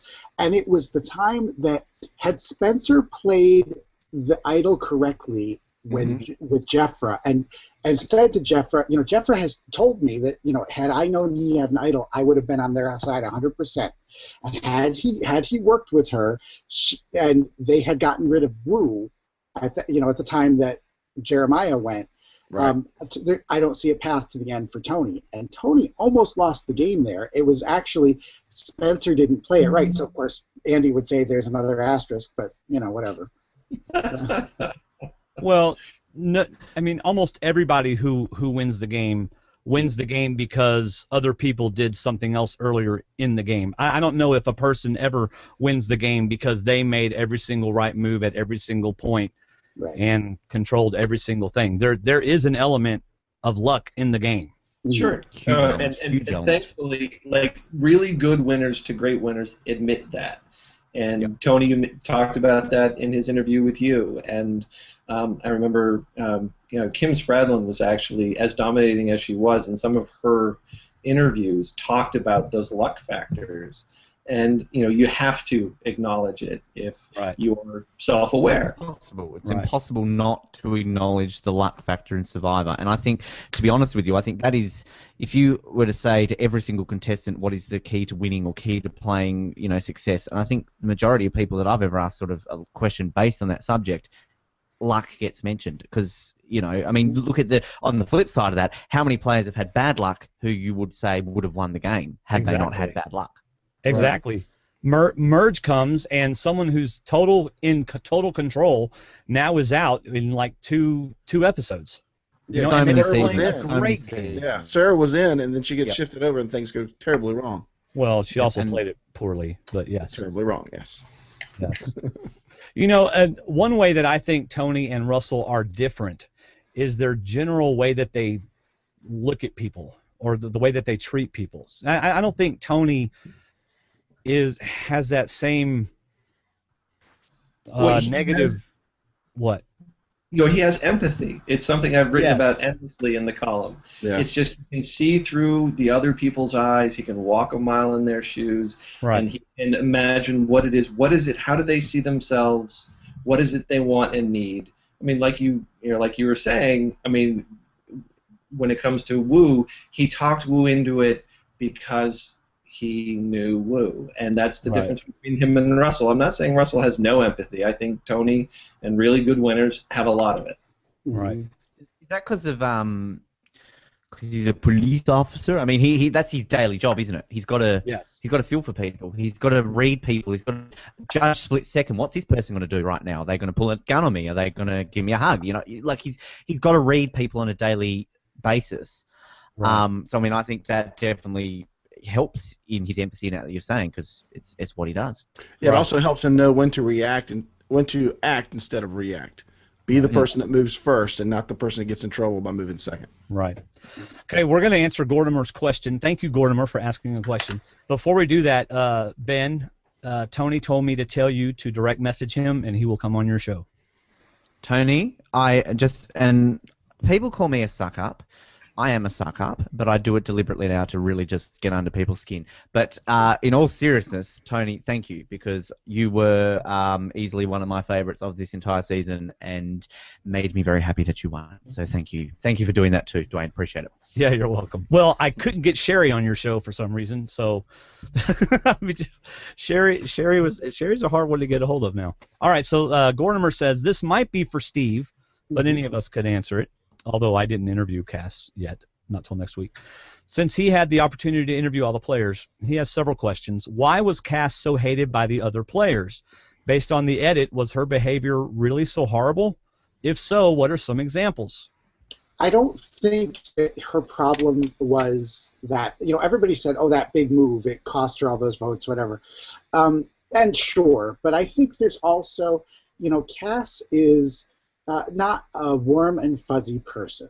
She would be the first to tell you that, and I think what we've grown to expect from a 43-year-old woman, or however old she is that she's going to be matronly, and she's going to be loving, and she's going to be whatever, and that's just not who Cass is. I think that's part of it. I also think that, Cass made that big flip, and then basically the 5 people who she'd stabbed in the back were dead to her, and she was never going to work with them again. And I think feeling that, it's very hard to like somebody who you're trying to connect with in some way, and they don't want any part of you.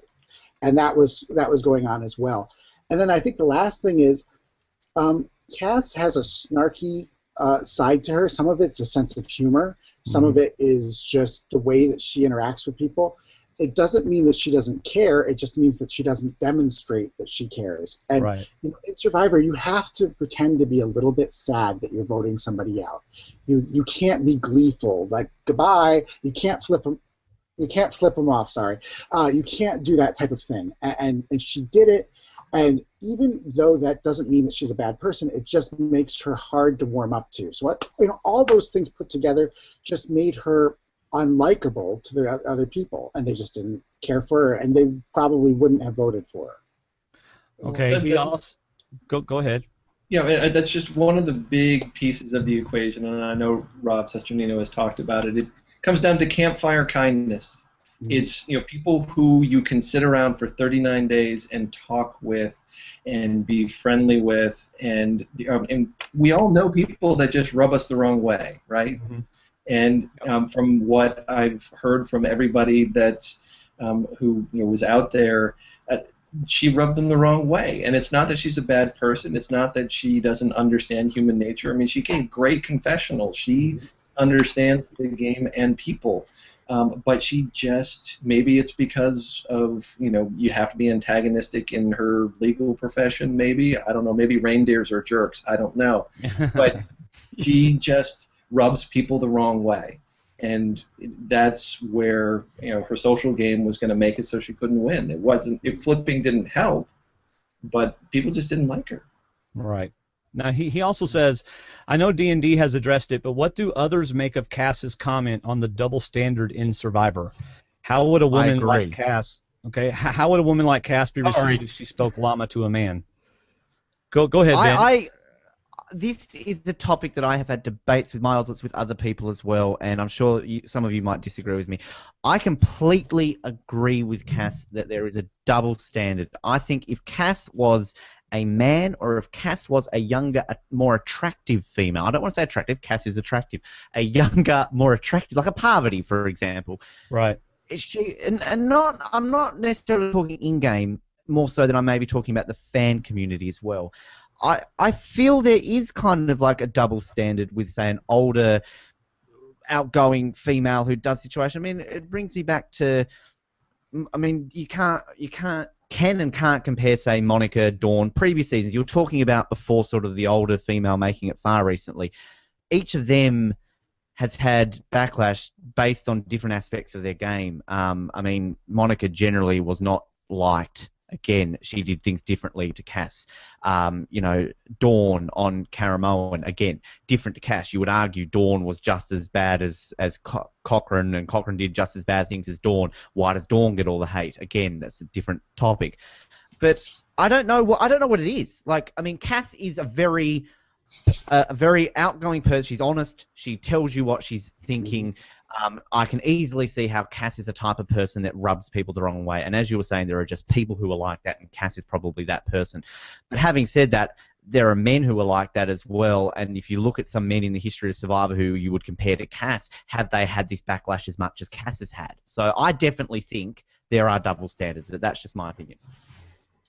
Well, I think the double standard really applies, to women 40 and over who you expect something out of. I look at, there wasn't as much backlash with Lisa Welchel, but she was sweet in Texas and loving and everything, and so although she didn't win, she didn't have the hatred against her as somebody who has a harder edge to them. We all expect our the 40, 50-year-old woman to be the sweet mom who's going to bake you cookies and everything, and when they're not, we really don't like that. And also, people don't vote in the final 2 or 3 for the person who played the best, who they like the most, whatever. Everybody votes for the person who they can handle winning and handle having that person have beaten them.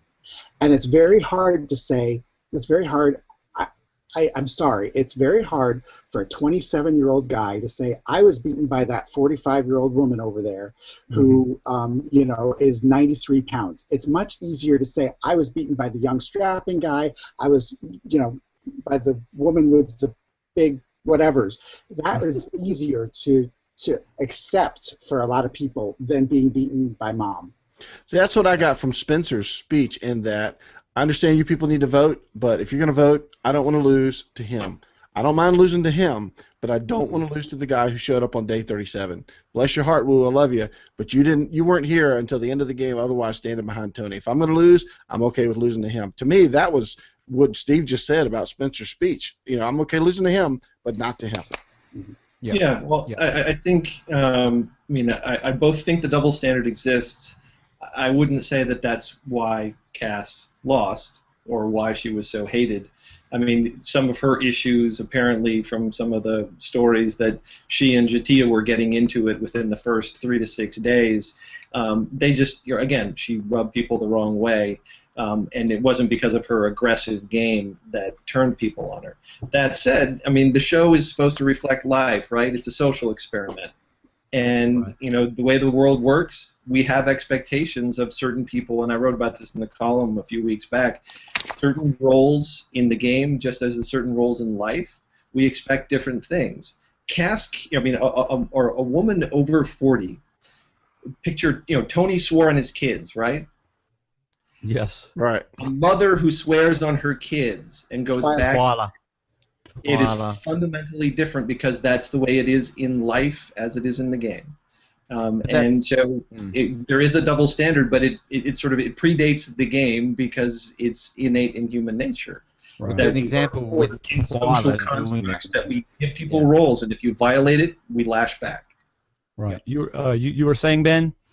I was just sort of saying, like, just on exactly agree completely with Andy said too, because I mean, Twyla swore. I mean, that was just sort of the massive storyline of Twyla, wasn't it? That she swore on her son, and then that was brought up. People were crying about it at Tribal Council. It was such an emotional thing. And I know in interviewing Twyla, that sort of backlash hurt her, and she stayed away from the Survivor world for a while because of just this backlash against her.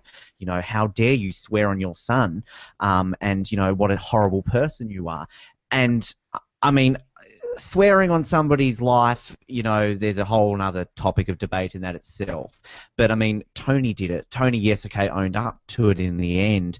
Twyla didn't own up to it because Twyla's performance at Final Tribal Council was not brilliant.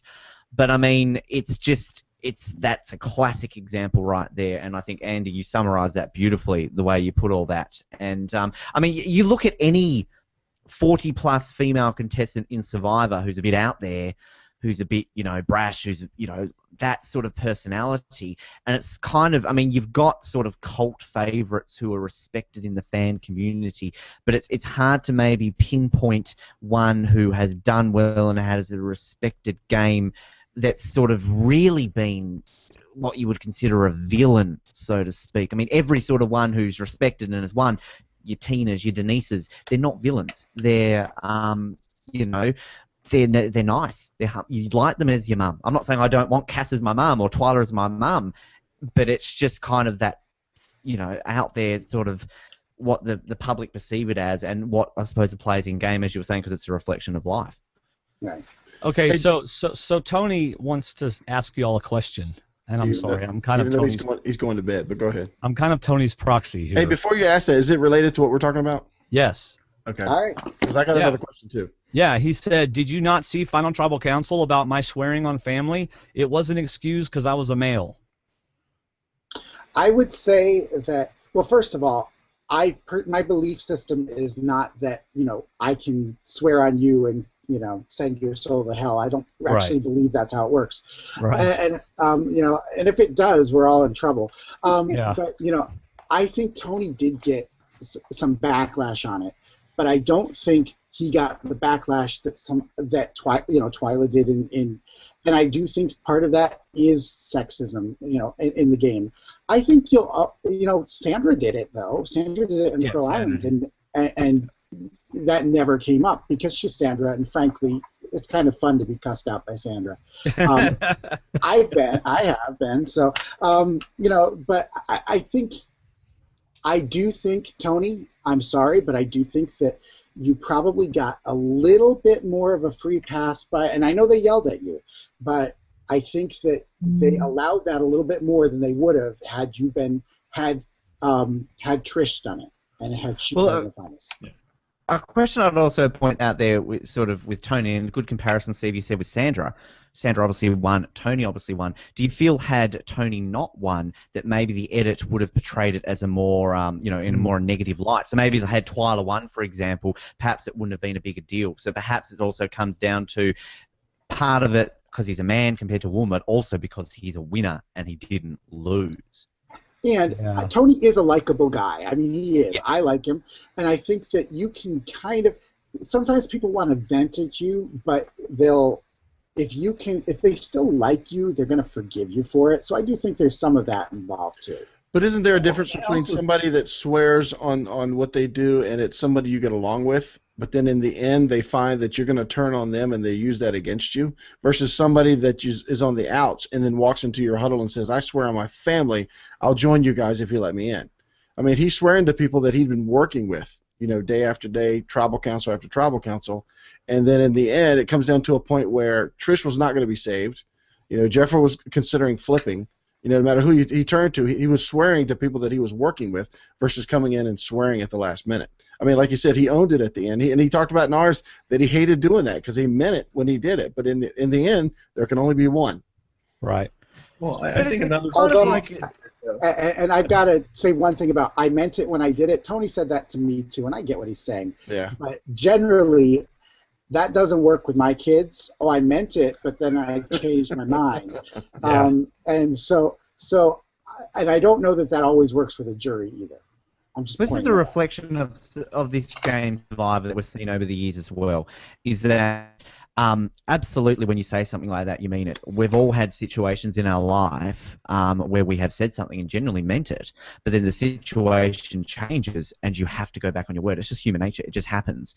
And I suppose the difference in this situation is at the end they're fighting for $1 million. So, of course, mistakes are going to be brought up. Hey, hang on a minute, you said this and you did this.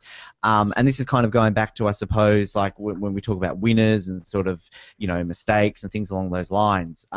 Statistically, you would argue there's a perfect game in terms of not getting votes against you and all this sort of stuff, but there is no such thing as playing a perfect game in Survivor. Every single winner has had to do things that they might have at the time said, hey, I absolutely swear on this, it's not going to change, but they've had to adapt, and that's the difference between a great player who wins, your Tonys, your Sandras and that sort of stuff because they win, and then your Twilers who just come up short because they can't sort of close it out, so to speak. Right. Just because I swear on my family, that doesn't mean I'm going to stay on a sinking ship and lose the game just to keep my word. I'm going to try to win the game. Yeah, well, and I think maybe you shouldn't be swearing on your family. But I mean, well, right. I probably wouldn't do that, but. Yeah. But I do think Tony came into the game planning on saying that. And using it and knowing that he would walk away from it, if he had to, but would like to stick to it if he could. But one thing to not overlook in all of the dramatics at Final Tribal Council when they're confronting Tony, that some of that is coached confrontation. Like, they knew who was going to win, and you need to provide drama at that Final Tribal Council, and they needed something to yell at him for, and really, Trish was hurt over the fact that he betrayed her. The whole you swore on your family thing, that was part of it, but it was just fodder for her to be yelling at him, and so yeah. I don't think it was as big of a deal as it was made to seem because all of the people on the jury were told, go ahead, hop in your soapbox, rip into them. We know what the vote's going to be, but we want it to hang in doubt in the mind of your casual viewer. This is where too I can respect someone like Trish who wants to get on her soapbox and have a rant because she's annoyed at Tony, which everyone's entitled to do.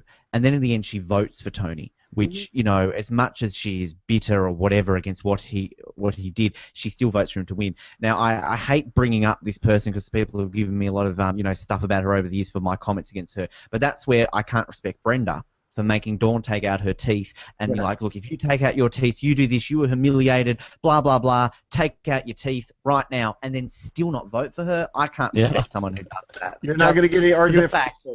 You're not going to get an argument over here. Preaching to the choir, man. Preaching to the choir. Yeah, I think one reason just had to get that. Steve takes the swear on the family thing so personally is because if he were to swear on his family, it would take him a whole episode to swear. I would be like, I would have to give you all their names and their ages, and it's for those of you who don't know, I have 6 children. Yes. But the question I wanted to bring up when Dwaine brought up Tony's thing, do you think, and this could be a quick one, do you think Cass was hurt?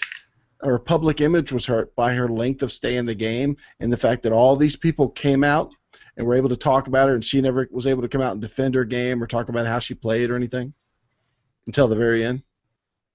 No, I think staying longer actually made her a little bit more likable. I was watching the finale and I found myself when in that in the final 3 immunity challenge when it's between Cass and Wu, I was kind of pulling for Cass. I was like, all right, let's game on. And had she won, I kind of started feeling this probably at final 6 or 5. I felt like if she were to win, it wouldn't be all that bad for the franchise. It would be a really good villain win. And so I don't think that she hurt her public image at all. That's funny because we didn't talk about it, but I'm right in line. She was my second want to win after Tony. Yeah. I would have really liked if she'd have been in that final. I wanted to hear her final tribal council. That's what I wanted to hear. Yes. Yes. If she and Wu had made it to the finals and she had beaten Wu, I think we would all be saying what a great game she played. Yeah. So. Yeah, especially overcoming what I think is probably, at least for people in the game, the way they talk about it, the hardest thing to have an extended stretch of time in the game where no one wants to talk to you, no one wants to work with you, no one particularly likes you. You're isolated from anyone who can give you any of that affection and any sense of belonging. It's social ostracization while you're hungry and you're tired and just away from anything that could ameliorate it in any way. And she did that for a really long stretch of time. And if she had pulled out a win after that, I mean, you kind of have to tip your hat and say, how can you face that? Because that's social pain. That's a deep, abiding agony. Yep. And actually, when you guys talk to Cass next week, I'm interested to hear what she has to say about that part of her existence out there. Well, the thing about Cass, which is, I think, hilarious, like, as much backlash as Cass gets, she also has a very strong and rabid fan base amongst the people who do like Cass. And I think she plays, I mean, it's just her personality. I think she plays up to it. I mean, I've sort of been talking to her this week, and, she's up for a couple of Oscars, so she's sort of publicly playing up. And she's obviously read some of our stuff. One of our Oslets, Jared, just does not like Cass and just absolutely wrote a whole bunch of garbage about her. So she started publicly on her page saying, hey, vote for me to win, and don't vote for Jared to win Oslet of the Year. He's an idiot. So, I mean, like, she's sort of playing up to this kind of thing, which I think... I mean, I can see Cass a couple of years' time becoming a real cult favourite. One of these people who is disliked at the time, but eventually everyone loves her. I think that's a very good point. I got to tell you, I'm really looking forward to our talk with Cass next week. I think it's going to be a blast. Well, I think also one thing that can make you feel better about having been savaged in the press and having had a rough go of it in the immediate aftermath of the season is if you just embrace the role and play it up, because you're going to be playing again. Yes. Yep. Yeah. Might as well make the most of it. That will heal, that will balm a lot of wounds. And I'm also, Tony does bring up a point. Yeah.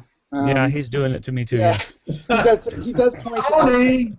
I'm not getting any. Does it mean all divorcees lied on their Tony needs to call in. Tony needs to call in. He doesn't want to call in. He does have a point, and I'm gonna, and it's not just because he's texting me. He does have a point, though, that yes, sometimes, like you said, life does change. Sometimes you make a promise that you can't keep. And he says, does that mean that all divorcees lied on their wedding date? And he does have a point. So, Tony, I'm sorry. Okay, but see, I'm going to disagree with you, and I'm going to disagree with you, Tony, and I felt this way whenever you brought it up during our interview, but I didn't want to get into it, but I will get into it. Whenever you commit to marry somebody, you commit till death do us part. It's a commitment. Well, that's a vow before God. I mean, that's right. It's not a as long as I feel this way about you. Otherwise, why even say till death do us part? Why not say until I don't feel this way about you anymore? So, yeah. I tried saying that at my wedding. My wife didn't like that. Yeah, so. I mean, look, if I was going to live my life that way, my wife and I would have been divorced after 1 year. As it is, we've been married for 23 years because we stick through it. Because I didn't lie on my wedding day. I said I commit. I didn't say if I still like you. So just, I have a hard time agreeing with that argument because I think people take marriage way too lightly, and they do throw it away far too easily. Well, this isn't marriage, though. I mean, this is Survivor. But I will say that I do believe that we were back to the difference between Tony and Russell. I do think that when Tony did end up lying or breaking promises, it bothered him a lot more than it bothered Russell when he did it. I think Russell, absolutely. I don't. Absolutely. I do think that that's a valid point. But I do, I think that's why he tried to quantify his moves. I think that's why he had to come up with the reason to go through all these moves. I don't want to lie to LJ. I don't want to turn on him. But at the same time, I probably can't beat him, especially if we have to do a puzzle at Final 3. Right. Of course, if I'm going to fault anybody, I'm going to fault the people who believed him when he swore on anything. There you go. Having to up the ante. Yes. Where are my wife? Oh, you won't accept that? How about my kids? No, dead father. How about that? That work? Yeah. I think what Tony wants to make sure we understand is that he meant it when he said it. And the next day, situations changed. He didn't mean it anymore, but he meant it when he said it. That's what he wants to make sure everybody understands. It's a day-to-day game. Right. I believe his word is it's situational. He says it all the time. Situational. Situationalization. There you go. Yeah, situationalization or whatever. But he better not break the promise to his wife to buy that pink chandelier because that's right. Well, he said the check is in his daughter's piggy bank, so that's where the check is in the piggy bank, waiting to go. Hey, Gordimer, do y'all have anything else to say about this before I go to another YouTube question? Sure. No, we're all good? I know, Ben, you are getting close to having to leave. Oh. And I am too, so. No, well, okay. I will add, Garrett has messaged me and said he's running slightly behind. Okay. So, we'll try to wrap it up here in the next 5 or 10 minutes, so we don't want to keep you longer than you want to be here. So I want to be here forever. I will. Ben wants to go for another hour so we can break Tony's record of 3 hours. I love the fact that I can be here and I'm not having to control stuff. I can just sit here and wait for you guys to come to me. I'm not having to go, so Andy, what do you think about this? Yes. That's a great impersonation of Dwaine. I love it. Yes. I'm interviewing Steve tomorrow, so I'm just kind of enjoying the fact that I'm sitting next to him and we're just having a chat, or as you would say in Australia, a chinwag. And so tomorrow I'm having a chinwag. Don't like chinwag? All right, Gordimer asks, and we're going back, is the template for a 40-plus woman in Modern Survivor someone like Denise, whom Malcolm called a, quote, little Hercules? In other words, someone whose gender is really never prominently a part of their character. So the template for a 40-plus-year-old woman in Survivor is someone who you don't look at and go, oh, well, she's obviously a woman. Boy, I'm sure Denise loves this question. I don't really. I think that there's no template to winning Survivor. There really isn't, because Tina won differently. By the time that if Cirie had won, if Cirie had made it to the end, her gameplay would have been different as well. So I think that. What you have to do if you're a woman playing Survivor is you have to try not to be the mother of the tribe. Don't be Lisa Welchel and take everybody's clothes and put them out. And no, that's not, that is going to get you in trouble, because you're going to turn around and the same people who you've been caring for, you're going to backstab. So if anything, try and back off of that matronly, motherly stuff, because even if that comes natural to you, it's going to hurt people when you vote them off. Right. I think with Denise, it's a case of you don't realize Denise's age. That's not a factor. I think when you start making age an issue, like as Steve was saying, like if you're a bit motherly, or you start worrying like, oh, I'm surrounded by people who are 20 years younger than me. I mean, Holly, I think sort of after a bit of a strange start from Holly, she eventually sort of bridged that. She had that close bond with Chase, and then sort of you got to a point with Holly that you thought, well, she's kind of a 40-plus woman, but she's doing great. And I mean, Tina, you'd argue she was sort of muzzly, but in Blood vs. Water, I mean, just the comparison of Tina from there to Australian Outback, it's more down to the fact, I think, because there are some people out there, and we see it in Modern Survivor, that with age now, you very rarely get seasons where you get multiple people of 40, 45, 50 plus. It's heavily dominated by 20 and early 30-year-olds, not like the olden days. So they've got a lot more to overcome, and the ones who do it better are the ones who can handle the fact that, hey, I'm around younger people, but look, let's not make it an issue. I get along with these guys, so let's just just cruise on through, and it worked perfectly for Denise, didn't it? Yeah. Yeah. Well, the interesting thing for me with Denise and talking to her was that she talked about situational and adaptability. She played different roles with different people. And she played up the mom thing, talking to people like Scoopin, who has kids, obviously, and talking with Lisa, who has But with Malcolm, she sort of played the sort of more playing equals and more playing the therapist with Russell. And so she played the role depending on the person. She actively moved away from, I'm not going to mom these people. Because knowing that doesn't really serve you well in the long run. Absolutely. All right, well, guys, it's been right at 2 hours, so this is a good time to stop it. Although I would like to invite all of y'all back for a pre-season roundtable if you'd like. I think it'd be fun. Absolutely. San Juan del Sur. What about you, Steve? Put you on the spot. You want to do a pre-season roundtable? I would love to. We'll see where life has taken us all by then. I was gonna say he can't answer that one as well. Yeah. We will see what life has done. I don't know. With our lives. How about you, Andy? Are you interested? I'm definitely on board, but who knows what the future holds. But I love talking to you guys. It's great fun. Y'all are being very cryptic. I'm very interested to find out why, but that's okay. So, hey, it's been a great 2 hours. Thank you all for listening and watching. And I tell you what, let's just any final words from anybody? Anybody want to say anything before we go off the air and chat before we hang up? I will say one quick thing. It's funny to, it's very interesting to get to know survivors after the show. And, I've been doing this for a very long time. And some of them I like, some of them I want to vote off whatever island I can. And the bottom line is everybody talks about the edit. Everybody talks about, people making assumptions of the type of guys or girls these people are. I think the bottom line is that when we watch the show, it's I don't even want. It's going to sound like a cliche, but we really don't know these people, and it's very interesting. If you can interact with survivors after the fact, you really get a good idea of who they are, and I think you get.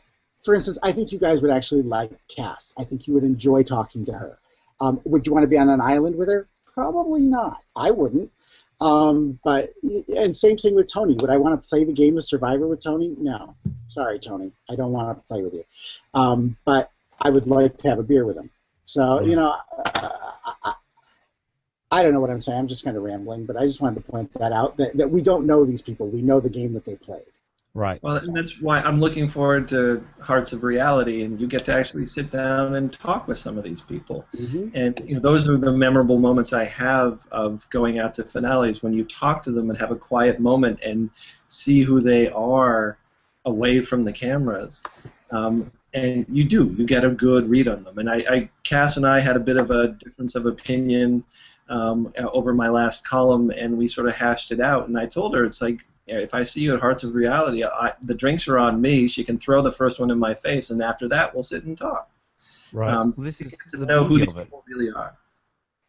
Well, it's the beauty of it, and I say it a lot. And this is the great thing about Survivor, is that we can all sit here, in our nice lounge rooms, kitchens, wherever. I don't think any of us are in the kitchen, but that would be fun to do a podcast from the kitchen. But we can all talk about it. We all have opinions. Everybody has opinions. They're like, I can't actually say that, we're on a PG show. But it's great. No one's ever right. No one's ever wrong. And I'm sure you guys on this show have dealt with, your certain types of people who have very strong opinions who make you mad. And then, Steve, you would have had that over the years too, not just through Survivor, but through other things, people commenting on, no doubt, things that you've written in the past as well that make you mad. But, technically they're not wrong just because you disagree with it. And we can just sit here for hours and talk about it. And it's what is fun about a show like Survivor. I mean, we wouldn't be doing this on a Keeping Up with the Kardashians podcast because that would be boring. And what would we talk about? How many times I said, oh my God, in an episode. So that's why Survivor is great and Kardashians suck.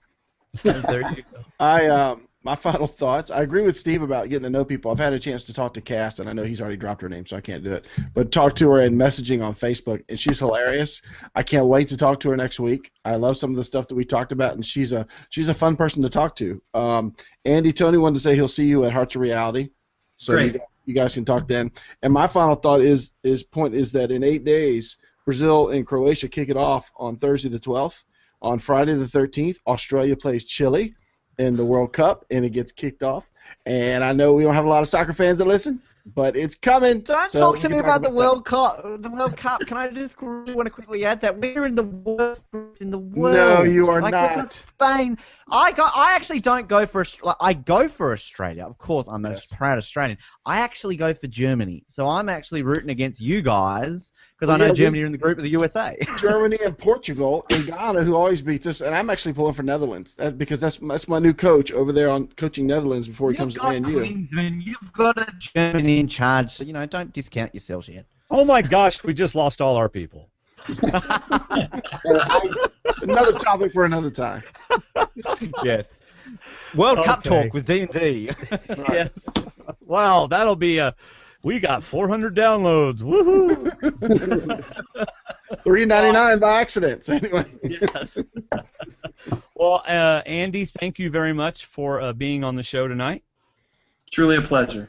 Thank you. And Steve, thank you for being on the show tonight. Thank you. And Ben, thank you for being on the show tonight. Absolute pleasure, guys. Thanks very much for asking me. All right, so we're going to go off the air. David, thanks for being on the show. That's all I got. How about you, Dave? Oh, I'm glad you know I'm still here. Bye, Kathy. Yeah, bye, everybody. Well, you can tell by the way I play this game, I am really smart. I put you to shame. Tony's loud, who's out to lunch? I've been on the outs, but I played a hunch. You know it's alright, it's okay. I'll let you see another day. They can try to get me out, but they don't know what I'm about. Whether Tony's talking or whether we was falling, I'm staying alive, staying alive. I know he has an idol cause he brought it out of tribal, but I'm staying alive, staying alive. Staying alive, staying alive. Staying alive.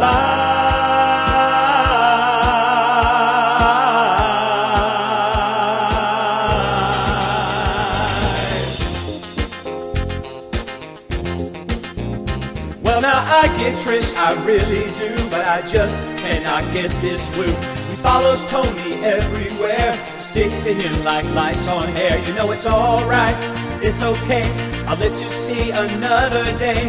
They can try to get me out, but they don't know what I'm about. Whether Tony's talking or whether we was falling, I'm staying alive, staying alive. I know he has an idol cause he brought it out of tribal, but I'm staying alive, staying alive. Staying alive, staying alive. Staying alive.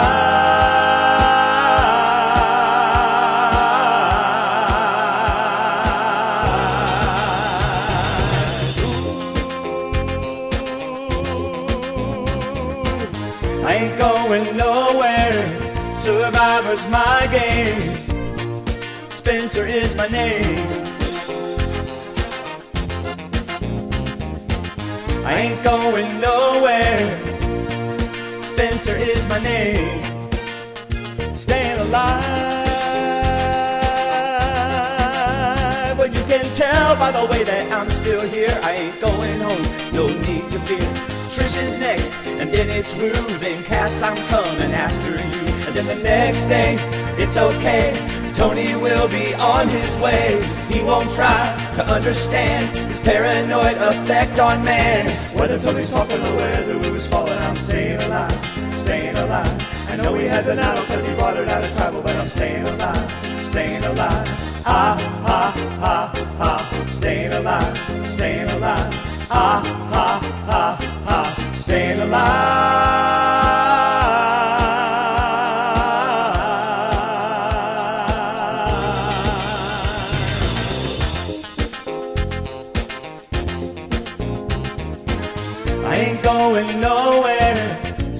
Survivor's my game. Spencer is my name. I ain't going nowhere. Spencer is my name. Stay alive.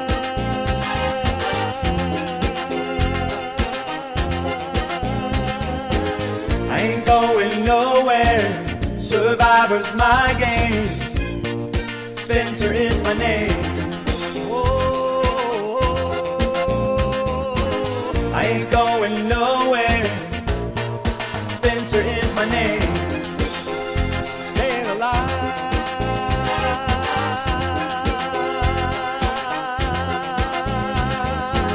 I ain't going nowhere. Survivor's my game. Spencer is my name. Staying alive.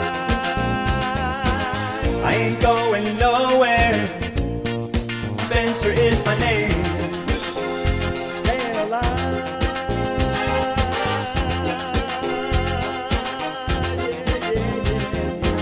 I ain't going nowhere.